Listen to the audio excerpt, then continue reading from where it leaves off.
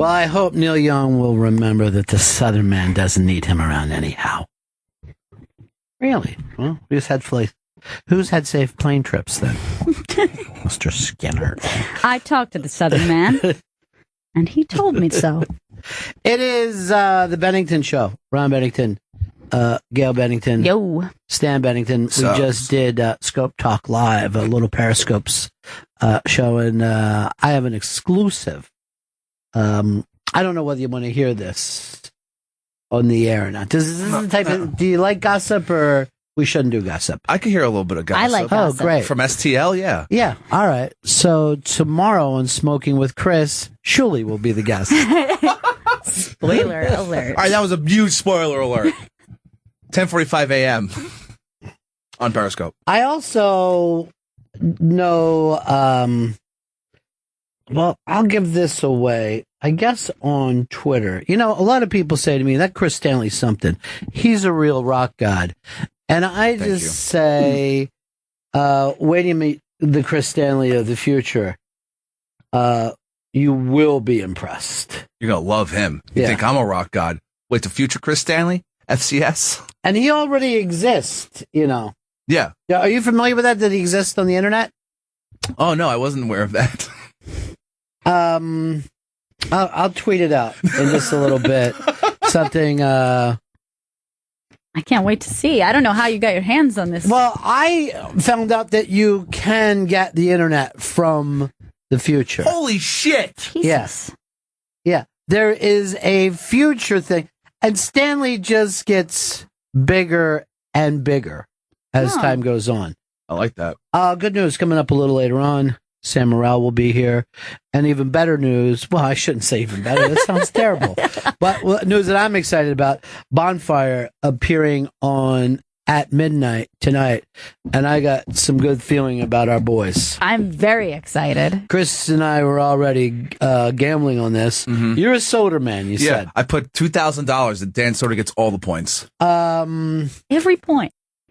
Look, you never know what's going to happen on the show. It's very arbitrary with the points. So if they start loving Soder, Soder's getting all the points. Well, that's never happened before. I'm a Big J guy. I met him first. He's like an adopted son to me. I mean, I know that he has his own dad who gave him a London Fog jacket or whatever. That's big for him. So I would never try to fit into that. But, mad for Big J. And this has been, if you've noticed, the year of Big J. I was with him at Christmas. He was very disappointed. But I looked around and I said, this year is the year of J. That's why I'm picking him to win at midnight. And I'll give you any odds you want, Stans. Oh, God, I like that. Any odds. I like that fucking action, dude. Because that's all I want. Is I want that juice. I want that juice, and I'm all in on By that you mean Soder. Come? No. Like the excitement of gambling. Gail, am I wrong, or did it sound like he wanted man juice? I think that's exactly what he meant. No dude juice for this rock god. I'll tell you that right now. Why'd you open your mouth? You know what? That's good. I thought he was doing a salt shaker. No, it was something else. No, you're correct. Salt shaker. Love he salt. Was. So you're saying he was shaking dude juice into his mouth. Shook that juice out. All about that juice. About that juice. Why isn't that remix out there yet? Here's the thing, Chris. If you come up with a hook like that, he can't not start singing along. All about that juice. I can't get enough of that, man. I mean, not the literal dude juice, but the song all about that juice. That's what I like. Oh. Oh, look, it's our friend Holly in Seattle. Holly. Hey. How are you, honey? Hi, guys. I'm great. Two things about Big J. I'm really excited.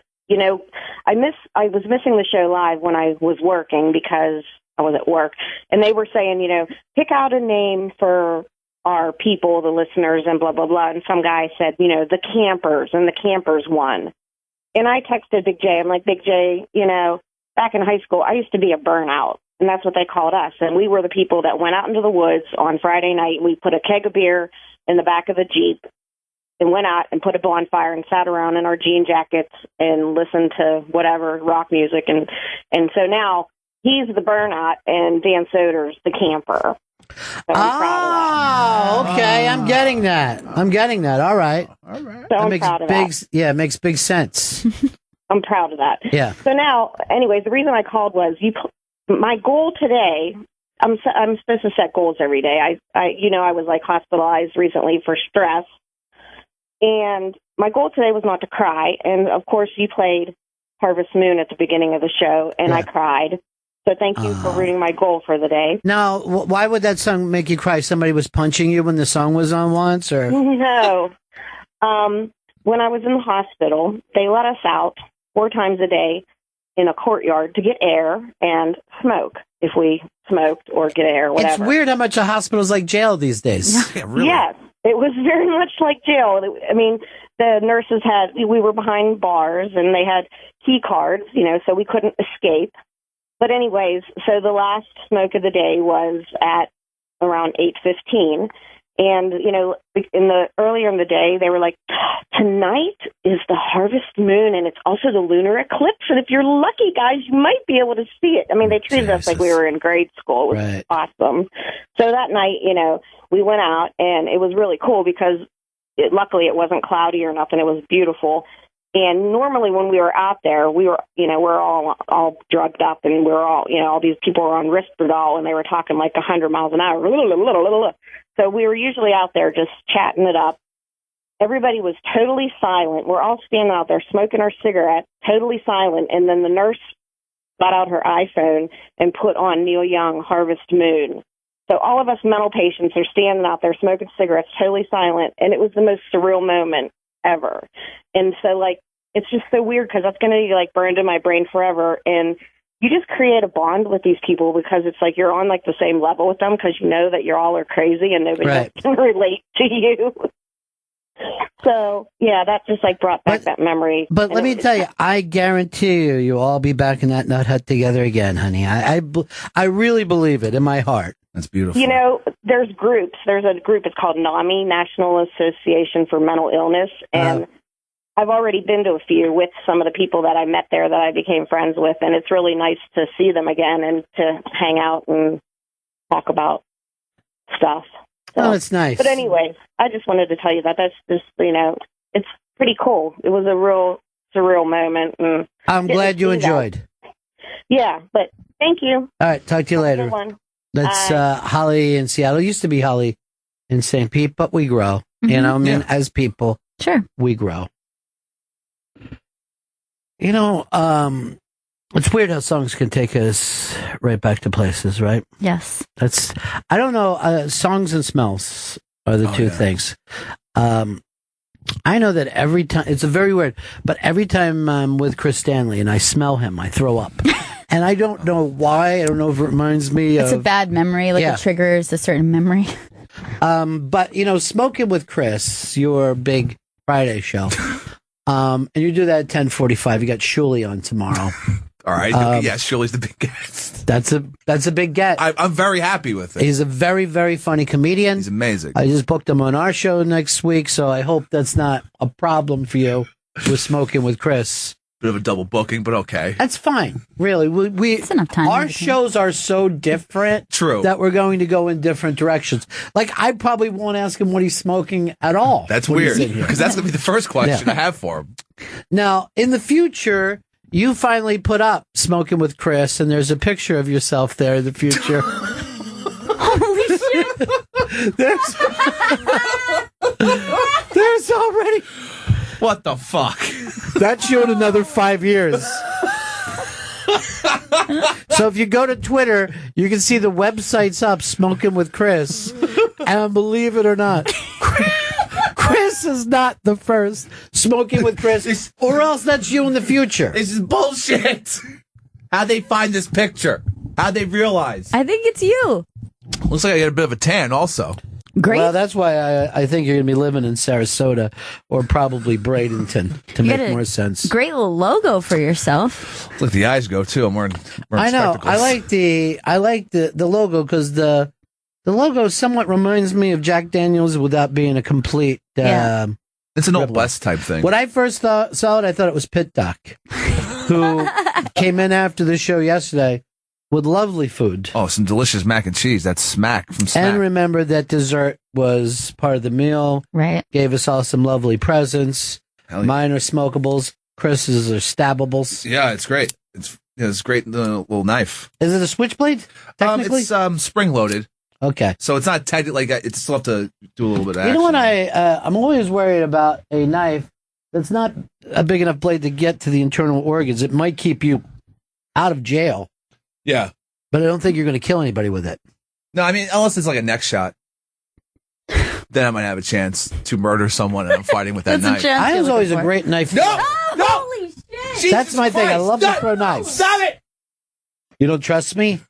You're throwing it in my direction. That's what I'm saying. Right, but I can do this and only hit your nose and nothing else. No, I don't want to hit my nose. It's no part of my body. I didn't know that you had a knife phobia. Well, just not getting stabbed. That's the phobia. I don't want to get stabbed. It's a reasonable phobia.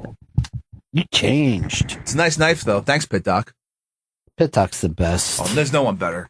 I wish he was doing the surgery on my arm. That'd be great. Maybe he could oversee. I'm gonna request that. I have a request for a special doctor to come in to oversee this operation. I bet I could do it right now with your new knife. I honestly feel like I could do surgery pretty well. Just dip it in some vodka before. The only thing I would do is leave a little something behind as a joke. You'll always remember me for this. Yeah. I would probably leave behind tease Chris later. MRSA. No. I love the arm. What are you doing with it anyway? I don't know. You move this mic around. I think once you lose your arm, you'll finally be able to sleep on your side peacefully. Oh, this is so much more comfortable. Stupid shoulders out of the way. I used to think that about pinky toes. Like, you don't like the pinky toe? Well, I just feel like I could fit in a lot nicer heels without pain if I just got rid of them. I understand they're for balance, but are they? Yeah, that's what they say. They're an essential toe, even though they seem useless. My grandmother had her pinky toe cut off. Oh, really? Nora. Yeah. How was their balance? I don't know, because she used to lay down a lot, so I don't know what was up with her. I thought she was drunk, but maybe it was her pinky toe. But like, when I was a little kid, right, I'd be like this. Gran, can you take off your shoe so I can see your pinky toe? She goes like this. I just did it for you 6 minutes ago. I just want to see something. Like, that's where it should be, right? Okay. Did it get cut off, or did it hurt? Like, I was obsessed with it. Yeah. A person getting their toe cut off. But I'm not like a foot freak. I don't have any interest in women's toes. But I think I'm really into if somebody had something cut off. Yeah. Like that movie Crash? That movie Crash is like a Bible to me. The first Crash, not the second one. Oh, no, not the one that tries to take care of racism. This is people that can only get off it if they're in a car crash. Yeah. With the great Holly Hunter. Yeah, it was awesome. And then they like stumps and whatever. It's pretty cool. Well, they just like the fact that a crash took place. It's kind of sexy. And Blacklist was in it with her. Yeah. It was Blacklist, Holly Hunter, and then there was another beautiful woman. Oh, Arquette, Patricia Arquette, not Patricia, Rosanna Arquette. Am I right about that? Or now I think I could be wrong. I think it might have been the teacher from Billy Madison was the other chick in that. The teacher from Billy Madison. Yeah, that's the drunkest thing I've ever heard. If what you're saying is true, this is amazing to me, and you should have saved it for Smoking with Chris, your restaurant. All right, Rosanna Arquette was in it. Okay, but Kara Unger. I'm going to see if she was in Billy Madison. Dara Kara is her name? Dara Kara Unger. Doesn't make sense. Is that just a nickname that you have for her? All right, no, she wasn't in Billy Madison. I was wrong about that one, everyone. Go Pack Joe is shocked that Chris is still alive in the future. I heard a rumor that Go Pack Joe was at a pilot being shot by a friend of ours last night. Oh, really? All of our friends are doing amazing things. Big J has another big announcement. He's doing something with an NBC streaming service. Whoa. I'll leave it up to him to say that he's the first show out there on it. That's amazing. It seems like Big J always has a big announcement these days. I'm telling you, and at Christmas he couldn't have been more depressed. He was ready to go and try to be a longshoreman. And now look at him. He's on top of the world. And in my opinion, odds-on favorite to win at midnight tonight. No, Dan Soder's got this thing. I'll tell you right now. If Dan Soder doesn't win on at midnight tonight, I'll eat a fucking cigarette on Smoking with Chris tomorrow. Why don't you do this? My God. Rather than that, yeah. Why don't you lay on your back and piss in your own mouth? Pick which one. I think I like cigarettes better than piss. All right. Well, I'll definitely be watching that show tomorrow. 10:45 a.m. on Periscope. All the stories about Big J and his new shows up on the iBang, but it's very, very exciting. NBC has a streaming service, all comedy streaming service. Go to the top of it so I see who beside. Because when I say Big J, I don't care about anybody else. Go to the headline. Matt Besser, Rory Scovel, also. Oh, that's great. Yeah. NBCU. NBCU. Maybe he'll be going to the lower floors now. He'll be one of those assholes. Traitor. Like, we'll see him and we go, good, I'm going from 31 to 32. Take the stairs, Jay. Don't want to. I'm with NBC. I know you guys have internal stairs. You just got so southern so fast. You just said internal stairs. I know they have internal stairs. It comes out sometimes. Yeah. That's how Gail talked when she was a little girl. She'd be like, Pappy? Daddy? Hey, Daddy? Daddy, why's that bullfrog a frogging on that long? I done told you I don't like no bullfrogs. Gail, you better get your ass back to bed, young lady. You got the heebie-jeebies. I'm scared of that dumb bullfrog. That bullfrog ain't gonna bother you none. He just out there in the swamp with them gators. Daddy, fix me some armadillo pudding. We did. We used to make armadillo pudding down there. It was the only food that you could make in its own shell. It's so delicious. Now, this is a strange thing about armadillo pudding. I've never seen this anywhere else. It's a delicious dessert, but also an appetizer. And I don't know how that works out that way. I actually think of armadillos as the lobsters of the land. That is nice. It's so good. Daddy, lamb lobsters in the front yard. I just thought that I was one of the children there. I forgot my place because I do yes and improvs. Yes, and I'm also my own child. I'm actually, I miss Baby Gail after I heard that impression of myself. Yeah. And my hair was in my face a lot more. Dad? Daddy? That's why I had to get bangs. Just cut a window out. Wake up. I think Gail walked into the swamps again. She's sleepwalking. Oh, no. I come to get a armadillo for dinner. Or appetizer, either way. Or appetizers, as they're known at some of the finer restaurants. Well, I was discussing this with our young ward, Kashmir, and we were discussing that there are some foods that are both a side and an entree, depending on where your head is at the time. I can think of a few. Yeah, give me one. A salad. All right. Now, here's my feeling about a salad. And send the cash in, would you? Here's the deal on a salad. I think it's a lunch. Okay. I don't think it's a dinner. Anyone who goes out and says, I'm having a salad for dinner, is fooling themselves. They're having a late lunch.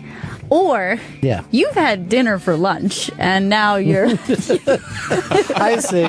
You had a plate of spaghetti for lunch. Yeah. And now you're like, uh-oh, better have a salad tonight. Salad for dinner. Yeah.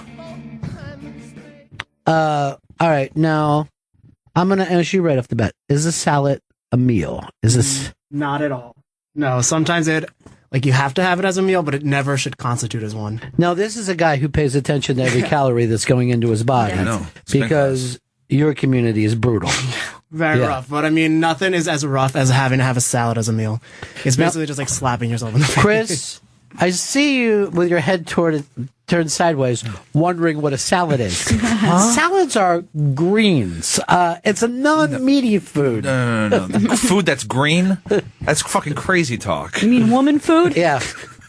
Now, a soup, and this got brought up on the Seinfeld show years ago.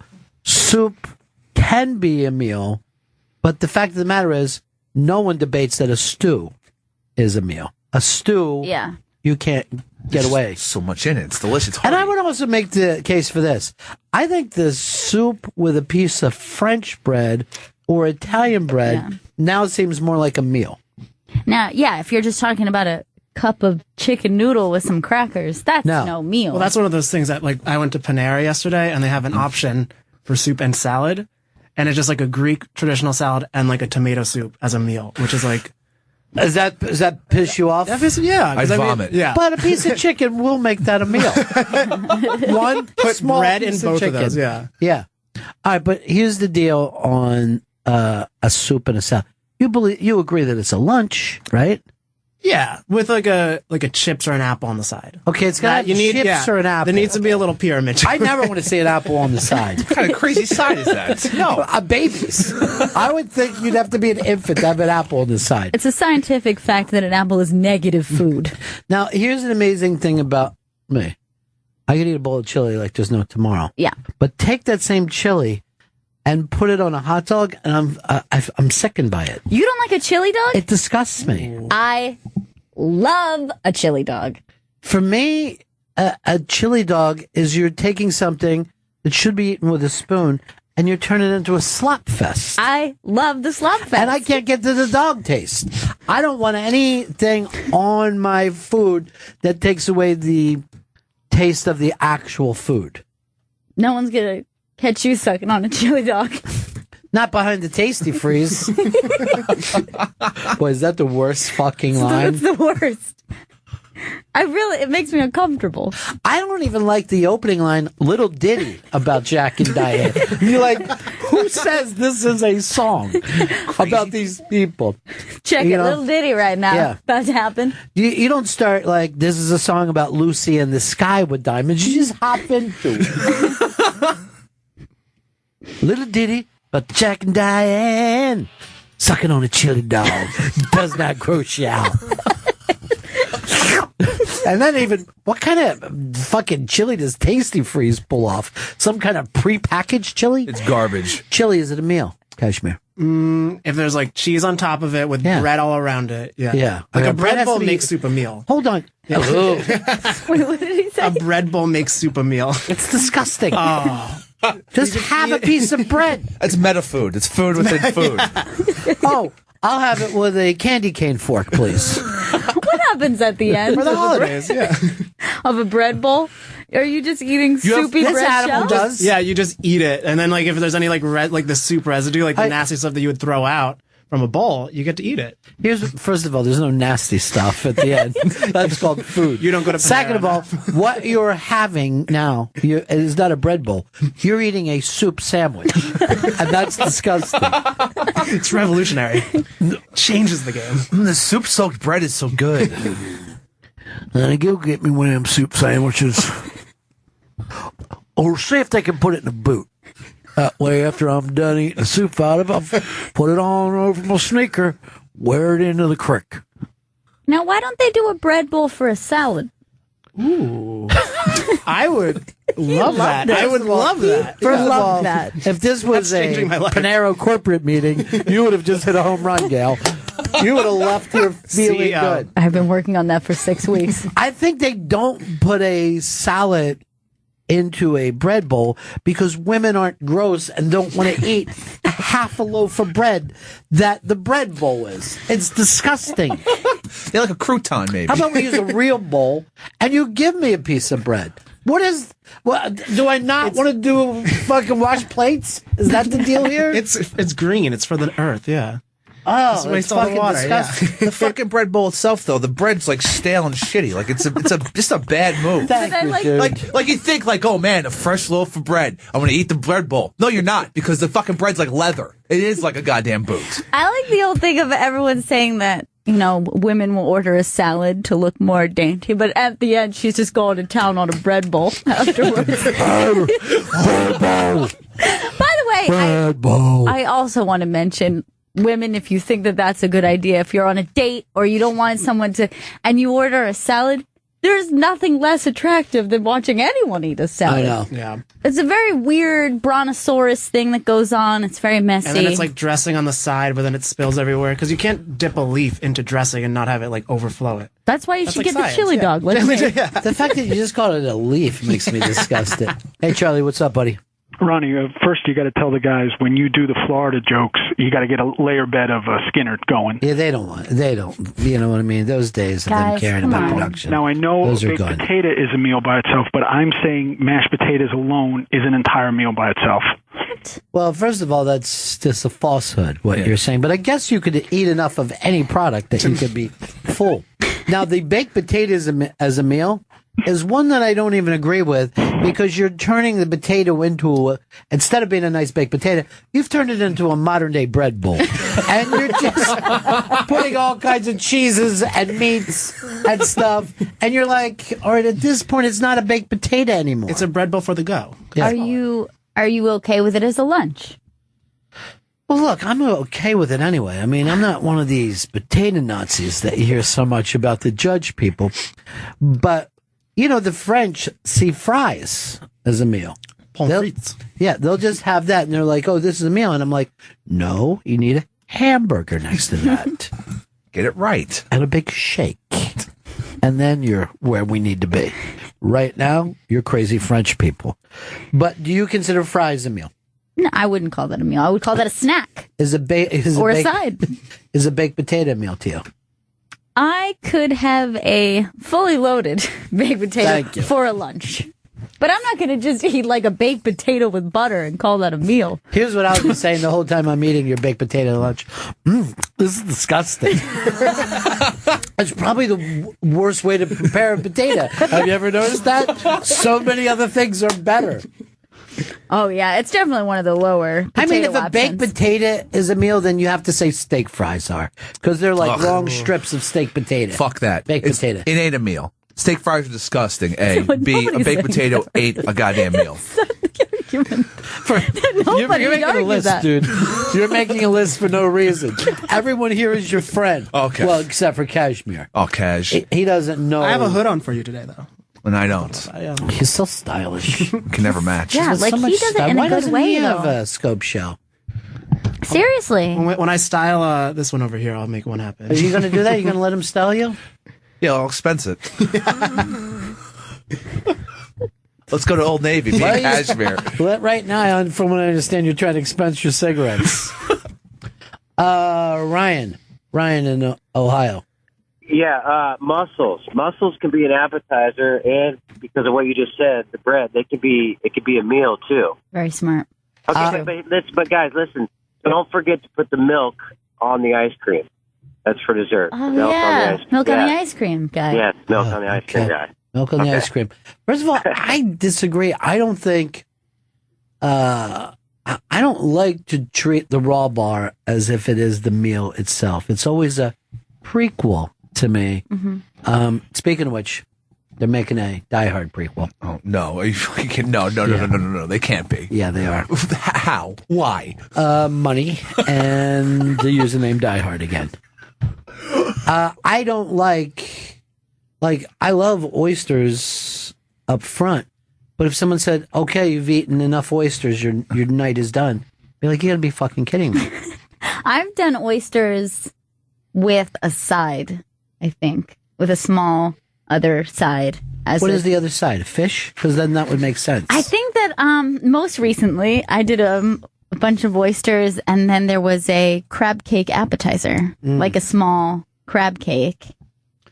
I could do that. And then I think I did like a half dozen oysters. Yeah, what you're doing is just loading up on your apps. Yeah. That's what you're eating bar food. I love to double app. Here's my feeling about most great restaurants. They can't follow the first course. The first course is always the best. All right, I'm going to give you one here when we're talking about sides. If you order an old school surf and turf, Hell yeah. what is the side? One of those is obviously a side. No, the surf is the side. The turf is the main, and the surf is the side. You know, I always feel sad for the steak in that. because there's nothing to dip that in. I know. Oh, don't worry. I put it in the butter. I know. And people get grossed out, and you're like this. I'm eating the butter anyway. So what does it matter? You're like this. There should be more buttery steaks. Spread this butter around a little bit. Someone yelled at me once, "Do you want to live?" And I go like this. I have lived, my friend. Living right now. Living every day. I'm putting steak and butter. I'm living. I'm loving. Oh, I love a butter steak. Captain D in Houston. Hey, good day, gentlemen and lady. Once again, Gail's right. The H-Town and Galveston area, you can definitely make an app or a meal out of oysters, but stuffed baked potatoes. Man, you got barbecue baked potatoes down here that'll fill you up. Now, what all do you put on them, though, Captain? I mean, it's totally loaded. I mean, you might as well get a half a pound of chopped beef, brisket, or anything, shove it on potatoes. Okay, this is sounding good to me. Yeah, but And of it's course, awesome. because brisket is good. That's the entree, and you've actually put your side underneath your entree. Yeah. Captain, what about Thank a pulled you, Chris. pork in there? Do they do that? They do both. I'm telling you, you got all sorts of goodness in there. Oh, Captain, you're the bearer of good news today. Yeah. Houston is a hell of a town for that. Yeah, I love you guys. All right, have a good one. Hey, I hope you get a football team one day, my friend. Yeah. Don't even mention. We're working on that one. It sucks. Yeah, it's terrible. Matt in Los Angeles, California, home of the Doors. Morning, guys. And Gail. Hi, Gail. Hi. Mac and cheese, I think, can go for both. I think this is a brilliant answer because we ate mac and cheese yesterday as a meal, but when I'm uptown getting my fried chicken, I expect that to be on the side. I would never just go, oh, give me a plate of mac and cheese. I'd soon take Chris's knife, plunge it into my neck. Oh, wait, no, don't do that. All right. However, when it's filled with fun things, the way Smack does, Well, there was cheesesteak in it. Yeah. That was delicious. Now, I'm going to go one moment back to the surf and turf where everyone here seemed to agree that the steak, but that steak is so small. It's not a normal size steak when you get a surf and turf. No. I believe it is a side. Side steak? Yeah. I believe you're looking at two sides. You're looking at a side lobster and a side. Because, like, when they'll just give me a lobster tail, I'll go like this. And where's the rest of the lobster? I hope you didn't throw it out. I need 3 tails, sir. And with the wings, what do they do with the rest of the chicken? I don't know. I believe that's the chicken finger. Or bastardized chicken finger. Yeah. I don't know. This has caused quite a brouhaha with us. Yeah. A lot of disagreements here. Joe, give us a meal that could be a side or an entree. I was going to go with scallops. Scallops. Because I've had them as the main meal, but I've also had them as the side to a larger meal. Well, what would they be on the side of? Because I believe what you're talking about now is an appetizer, not a side. Yes. Yeah. I guess Okay. I've eaten the appetizer at the same time as the meal. Well, you're a little man, so there's no reason that an appetizer, I would say, give me the menu and give Joe the appetizer menu, because that's as far as he can go. I'll have 20 hot wings. That's a weird thing. Wings. Wing can yeah. be a... But, you know, some wings on the side, that would be the greatest place of all time. Yeah. What if you got this? Wings on the side of a giant baked potato, and you're like, I have just taken life and turned it upside down. I would never stop going to this restaurant. It would be like seeing a man teacher and a woman fireman.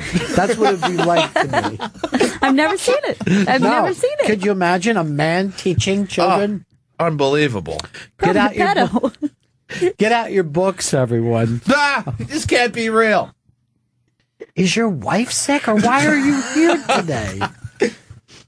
Who'd you kill?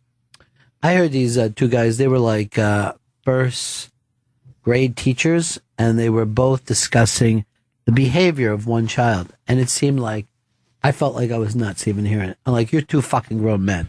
And you're sitting here wondering whether this kid has a fucking attention problem. It was like a young kid, you think they were talking about? Yeah, they were talking about a first grader, and they were like, I don't know, you know, he's, you know, and they were talking to him as if this is something men could care about, whether a fucking child was able to stay in its seat or not. Eric seems distant today. Yeah, it was literally what they were doing.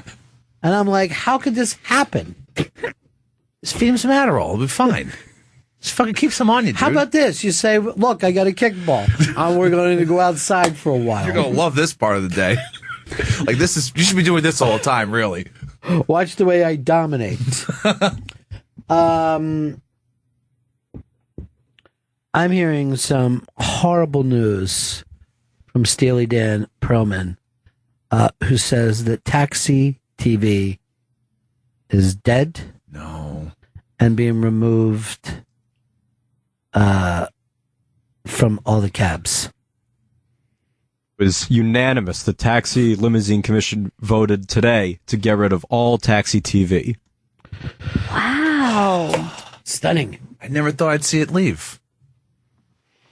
Look who it is. It's the producer of, what's that big TV show now? The big variety show? Harry Connick Jr.? The Harry Connick Jr. show. Yeah. Hold on. Where's he going? Yeah, I don't know. He just rushed by the studio door. And luckily we were able to catch a glimpse of him. Maybe he's too big. Maybe he's too big for us. Yeah, but I definitely am trying to get on that show. Because I've already got a great song lined up. New Orleans, lots of stuff in New Orleans. Hey, everybody's drinking and throwing those beads. Yeah, and if Harry Connick fucking covers that, I could turn around and give you guys the finger. New Orleans, crazy, crazy, crazy, crazy, New Orleans. Get this to Harry. Yeah. This. There's saints down here and there's witches down here. All in New Orleans.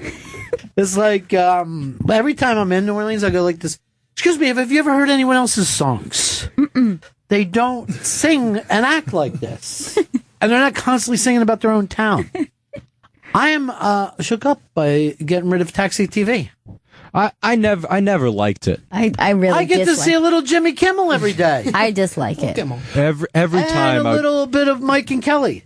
Every time I get into a cab, I'm immediately mashing the screen going, turn it off, why isn't it going off? I turn it up louder so that I wanted to drown out the fucking taxi driver speaking Arabic to his girlfriend. How many fucking minutes do these dudes have? It's nonstop. I disliked it at first. What year is this that you really think they got these fucking minutes? Daytime limits? minutes. Daytime minutes. There's always daytime minutes. Every time the taxis have tried to do some kind of entertainment thing, years ago they tried this thing when you get in the cab and they'd play this audio of like, "Hey, we're the Radio City Rockettes. I love that. We get a kick out of riding in taxi." Yeah. That's when we first moved here. And yeah. Hello, this is Arfakit. Don't forget your belongings. Yeah. And there was this is Yo-Yo Ma. Make sure you string along everything you need. I get it. What? There's no entertainment that works in cabs. And I think people are just realizing, I'll just take an Uber. I got an idea for this, though. What if every time you got in a cab, you heard this? New Orleans! Really, really crazy down in New Orleans! Sign me up. Do you have any other songs on this? Or? That's every song we do. Because this one's called Back in New Orleans. Here comes the tuba. Didn't think you'd see that, did you? And just a guy with a big fat drum down in New Orleans. Try to get that fucking seriously. I should be jumping into that Harry Connick show like it's, no tomorrow. I already heard who's going to be the sidekick for that, and I probably shouldn't say. Let him announce. You really know? Yes, I know. Wow. What is it? Opie. Oh my! But I'm going to let him do the announcement. Yeah. No, you just look over, and everybody who's on the show just got their hands over their ears. It's driving me crazy. This is the sound of the show. Saturday Night Live down in New Orleans. Everybody grab your umbrellas. New Orleans. I know, dancing with a fucking umbrella. When you have that out doing the hurricane, you know what? It's too soon. I'm not going to start on that. Far too soon. That's a terrible thing. Ninth Ward, They're over it, I think. They're not over it, dude. They are far from over it. I tried making some jokes about that when I was down there, and they said that's a thing you can't mention. Well, wasn't there some comic who said he was sitting on the levee when it broke? Remember, some comic said that he was sitting on the levee when it broke. Run is easy. It's easy. He had to surf it all the way down. Then later he said he shot Obama. It was one of two people who shot Obama. I was the guy who shot Obama after he was dead. You shouldn't have to be in trouble for that. I hope I didn't say Obama. I hope I said Osama correctly. Didn't I? Dump out regardless. No. Yeah. Said Obama. I didn't mean that. I meant to say Osama. Dump! Look, Dan's just sitting there like there's not even a dump button. It's right there. It says dump. Why did I stop all the fun we were having about and went to his taxi cab confession? Because he's got a taxi driver. Okay, that's right. He is. Fickle. Okay, I'm just saying this. I met Osama bin Laden, not my beloved president, who has just months left, doing a victory lap right now. Hell yeah. Great 8 years. But I'm not the first person ever to use the wrong name. Slip of the tongue. What's that? Whatever. I think Not slipping anybody the tongue. Perv. Yeah, perverted freak, my friend. Thank you. New Orleans, New Orleans, la la la la, New Orleans. That's what the brothers are writing up right now. Maybe if we get a letter writing campaign that I could be the musical director of that show. I would love to support you in that. I love being supported and stuff. That's all I've ever wanted. No, that's why we're here. You know what? Maybe my time is come and gone. Maybe it's about me trying to get Kashmir on that show. What instruments do you play? A little harp here and there. Really? Yeah. Is Little that lap true? harp. Yeah. Do you have one that you can bring into work? In my other jacket, yeah. But no, seriously, could you bring one from home? I could try. Yeah, I could try next time I go home. Yeah. I want you to bring the harp in here. Get that harp. When I was like 15, I demanded for an entire year to get one as a gift for Christmas because I was like, "This is my thing. This is my thing." And then I got it. and I was like, "Fuck! Now I have to learn how to do it." What a confused young man. What I What a confused young man. And I didn't know until 5 years. Is that right? No, I knew it. Yeah. Did you? Yeah. I was like 4. Guys is still trying to figure it out. He's not sure even now. Oh, that baseball game last night, Chris. I know you were the baseball guy, right? Loving me some baseball. It's crazy. I hate when people say love me some. No, I really don't like that. And they say it about everything now. Love me some mac and cheese. Love me some fucking taxi TVs. It's really one of my worst things that people... Yeah. If I'm texting and if they'll say like, I'll go, do you want to go to that movie? And they go, oh, love me some Leonardo DiCaprio. I hate it. I just act like I didn't hear it and I'm done with them. Well, like, I feel like it was kind of around before, but then, like, all of a sudden everyone started saying it. Like, loving me some. It's like the fucking spirit animal. If I hear somebody say somebody's their fucking spirit animal one more time, I don't know who started it. Maybe it was very clever the first time. But stop being like, oh my God, like, Chris Stanley's my spirit animal. I love him so much. Thank you. When your anger jumps out like that, it gets very scary for the rest of us. Yeah. Not You're just like, motherfucker. You guys are allowed to be angry. Oh, I know. We want you to be angry. Why But we can't I want be you to be angry at Kashmir. At all times. I can't. I've He's your tried. spirit animal. Cashmere's my spirit animal. Literally, yeah. So crazy. He's nuts. Yeah, I hate that one. I hate when anybody says it. And in college, it's always like a sorority girl who like posts like a sloth picture and like literally my spirit animal because like they like slept in one day. And I'm like, it's not literally anything. Oh, literally. Yeah. This is literally my You spirit should put up a fucking sweat hog and say, this is your fucking spirit animal, you fucking pig. Although I wasn't in college, so I don't know how stuff like that goes over easy. I know the guys I know the guys at the loading dock used to be okay with that kind of shit. I can't speak for anyone else. I was watching Bar Rescue last night, and Bill Burr came on. Oh, nice. And he is such a fucking contrarian, man. It was so funny. So they're in this tequila bar that has 250 different tequilas, right? Now, these two guys, we had them on our show before. The bar, not Bar Rescue, the bar, I'm going to World's bars. Best Bars? Or? Yeah, World's Best on Bars. Esquire. Yeah, and they're having the time of their life. And they're like, oh, kind of nervous. Bill Burr's coming. It's exciting. I just love his comedy. And you see them at the bar, and Burr comes up behind him. He's like, hey, my two favorite middle acts. And you just see this second of them being crushed. Just a second. then they were like, hey, let's roll with it. Let's have fun. So Burr's sitting there and they're like, we've got over 250 tequilas. And he's not doing this as a joke. It's just the way his brain works. He goes, what do you have in a whiskey? You have a nice whiskey? And he drinks a whiskey in a place that has 250 fucking tequilas. And I'm at my house laughing my ass off. Going, I wonder if he even knows that he does this. That's just nature. Doesn't even occur to him that he's got to always be in that other lane. Just jump into the tequila thing. That's why he's there. That's why they had him on the show. Come drink some tequila with us, Bill. I'm sure his parents had to say, look, Bill, you're 6.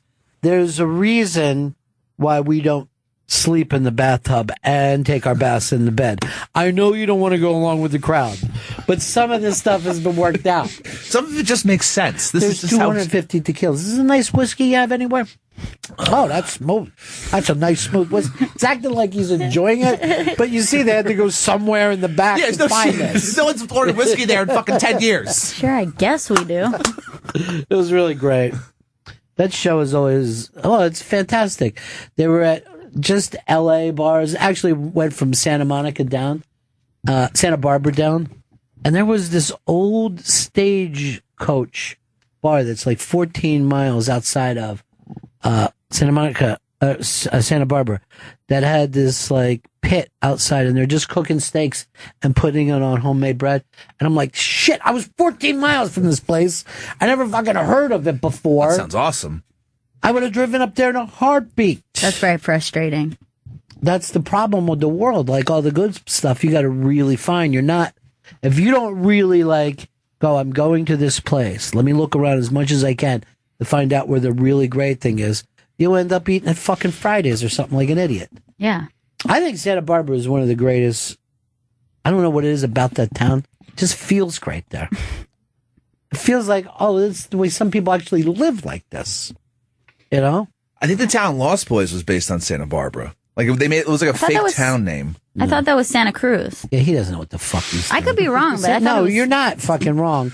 This lunatic has no idea. He heard Santa. I heard Santa. That's all. Yeah, Santa Cruz. Santa Barbara's a very upscale thing. There's not a bunch of fucking teen bikers on a boardwalk here. There's no... It's not Santa Carla. All right, I was wrong. But yeah, I think it's Santa Cruz is Santa Carla, right? Yeah. Do your impression of Star from that. Star. What's your name? Michael's great. I like Michael. That's the fucking funniest shit Laddie! Laddie! Leave him alone. He's just a little boy. You know, Chris Stanley was in that movie as the sax player. I still believe in a cave. You kind of, I guess you stopped the working out. Yeah, it kind of fell off once I got out of that gig. I always heard a story that dude used to be a heroin addict and then just got the high from working out. He got super ripped. Yeah, but he was never doing it for any other purpose. Tim, right? Yeah. Tim Capello. Capello. Oh, nice.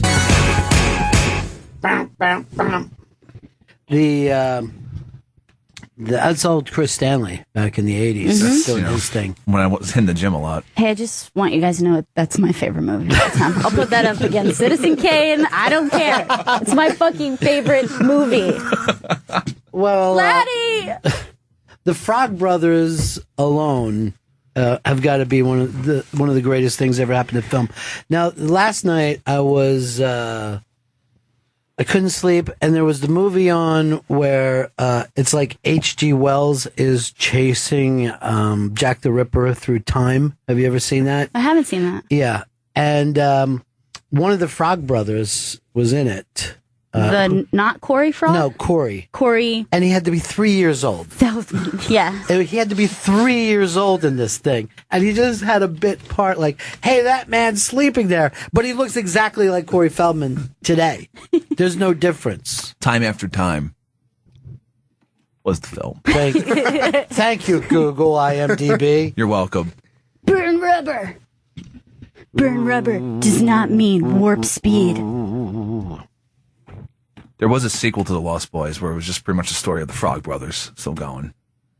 I never saw it. No, there's a lot of sequels. Oh, there's more than one. Yeah, there's a couple. Yeah, Jesus. but none of them have the other. None of them matter anymore. They stop caring. After the first one, they just started to just sell fucking shit straight to DVD. But that first movie is so hysterical. Who was the director of that? Oh, it's the guy who put nipples on the Batman suit? Yeah, the guy who put nipples on the Batman suit is what he's kind of known for. Schumacher. Yeah, Joel Schumacher. And the gayness that he gives the kid just has gay Rob Lowe posters on his wall. It's like the gayest movie without anyone saying that they're gay. It's because Joel kind of digs that scene. Yeah, you know what I mean? Sure. But he doesn't tell. Look, this is what the kid has on his wall. And even look the way he's dressed. And what he's into. Oh, yeah. Like, they never say that he's gay, but he's clearly gay. They're also being chased by a motorcycle gang of gay vampires. Oh, yeah. There's gay as the day is long. Yeah. Marco, what's going on? I knew a guy who looked just like, I don't remember which one's Bill and which one's Ted. Right. But he looks, like... Right, that guy, Alex Winter. Yes. I think his name is. Yeah. So I knew a guy in college who looked just like him. And so people would either call him Bill or Ted. I can't remember which. But I always knew him as Marco from the Lost Boys. So whenever I would see him, I would be like, Marco, what's going on? And he's like, but you're not even doing an impression of the character that I am. You're doing somebody talking to Marco? I'm like, yeah, because you're Marco. You're Marco. We're all in Lost Boys right now. Marco doesn't have any lines. How did Rob Lowe even put out that thing of him rubbing his bare belly? The 80s? The 80s was the gayest decade without anyone saying that they were gay. That's the strangest thing about it. Yeah. Like, you can go back, I think Esquire has it, and Miami Vice is on, and you're like, why don't you guys just blow each other? Because everything that you're doing, Don Johnson would just be dressed so pink and light green and staring off into the wind, and you're like, was this why didn't everyone just say it? And then every band, if you go back and watch the videos, every band was gay. Yeah. Just from the hair and a lot of makeup too, like dudes wearing makeup. And don't forget jewelry. Men were wearing a lot of jewelry, wearing a lot of but earrings, there was also a sensibility the way someone just carried themselves. Yeah. But then there'd be like, "This is my fiance." Everything made sense until the last line. Now you're talking crazy. And that dude there just oiled up, just an oiled up muscle boy. This is going to look good on stage. Sucking on a sax like it was a chili dog behind the tasting Banging the air, just fucking it. Just fucking the air. And everyone's just going crazy, like, throw that dick. Dude, throw that dick. Yeah, he's doing it. My some stagehand had to butter that man up. Oh, yeah. I bet they fought over doing it. I got the butter. I'll do it. You buttered him last time. What was the whole what movie had that whole Cry Little Sisters song? That one. Same movie? Yeah. That was what like a fucking soundtrack. That's when they're like coming up over I fucking loved that soundtrack. It was so good. But yeah, that was when it was like coming up over the water. Yeah. Like you're like seeing Santa Carla. I was in a titty bar once and a girl was dancing to that. And I'm like, I feel... Oh, that's pretty cool. Yeah, I feel like I'm in the weirdest fucking scene I could be. I'd be stripping in this Tim Capello song. Yeah, but that's a long one. I like a lot of stage time. You know what I mean? Would also be like, she's no Tim Capello. I'm buttered up for you. What band did this? G. Tom Mac. That doesn't really suit the sound of this. Crazy. This song's so good. I wonder if it was done just for the movie. Black House will rock. Boys don't lie.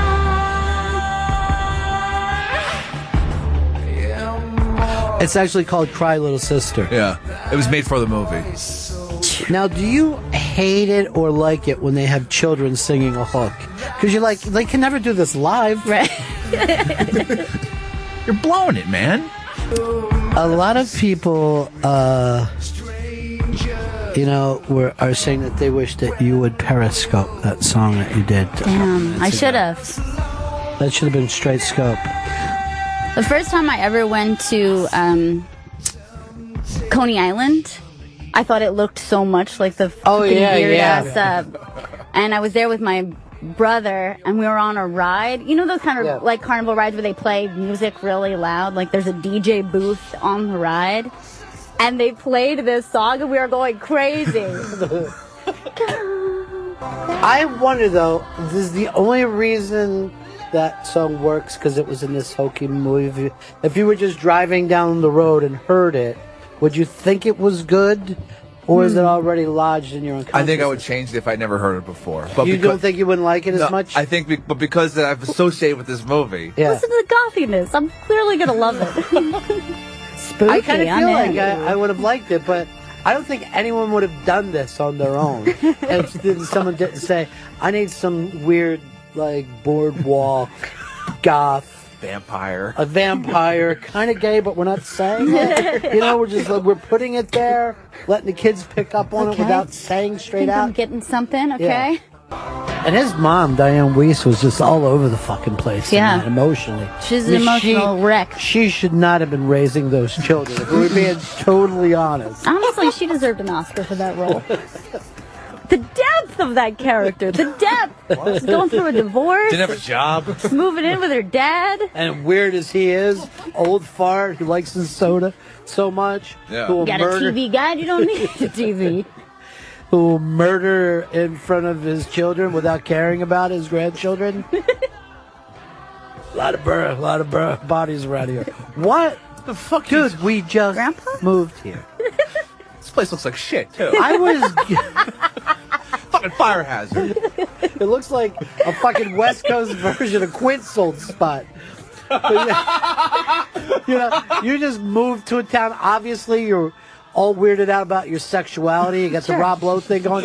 And then these two creepy kids give you a comic book that could save your life. Isn't that the fucking stress that child went through? His brother's a fucking junkie without saying so. And there are just piles of garbage inside that house, like all those antlers and shit. That isn't garbage. That's antlers. He was. Seems like there was too many for that old man. What was his job? He had. What is that called? Taxidermist. Taxidermist. Fucking weird scene. And he knew the entire time. He couldn't have given the heads up. Spoiler alert. All right. A lot of people say there were a lot of remakes of Cry Little Sister, all average. At best. That's from 3 Days. Said that. Chris brags about some other thing from a movie called The Cry. Thing for that. There's a lot of people who wished you would have scoped that thing, Gail. Damn it. You really got into it in a big, big way. It's hard not to. That's a cappella. I thought we were all going to butter up. I don't know. I mean, I could only get to the hook with it. I did not know every single lyric the way you did. But, what can I say? You were little, you loved the movie. How could you not? There's also a cover of People Are Strange in that movie. Oh, yeah, there is. A less than cover, but... Yeah, but who wants to pay that Doors money? Yeah. And that town, just sitting on that bluff like that, is a fucking weird scene. Like this, the actual filming location. Yeah. It's a weird thing to be on a cliff over an ocean. It's awesome. When I watching that movie, I was like, I gotta see. I want to move there. Like, but if you see the ocean, don't you want to swim in it? Not take another 45-minute drive to get there? When people live, I have this house in the hills above Hawaii, and you're like, yeah, but there's the ocean all the way down there. I'd rather risk it and live as close as I can.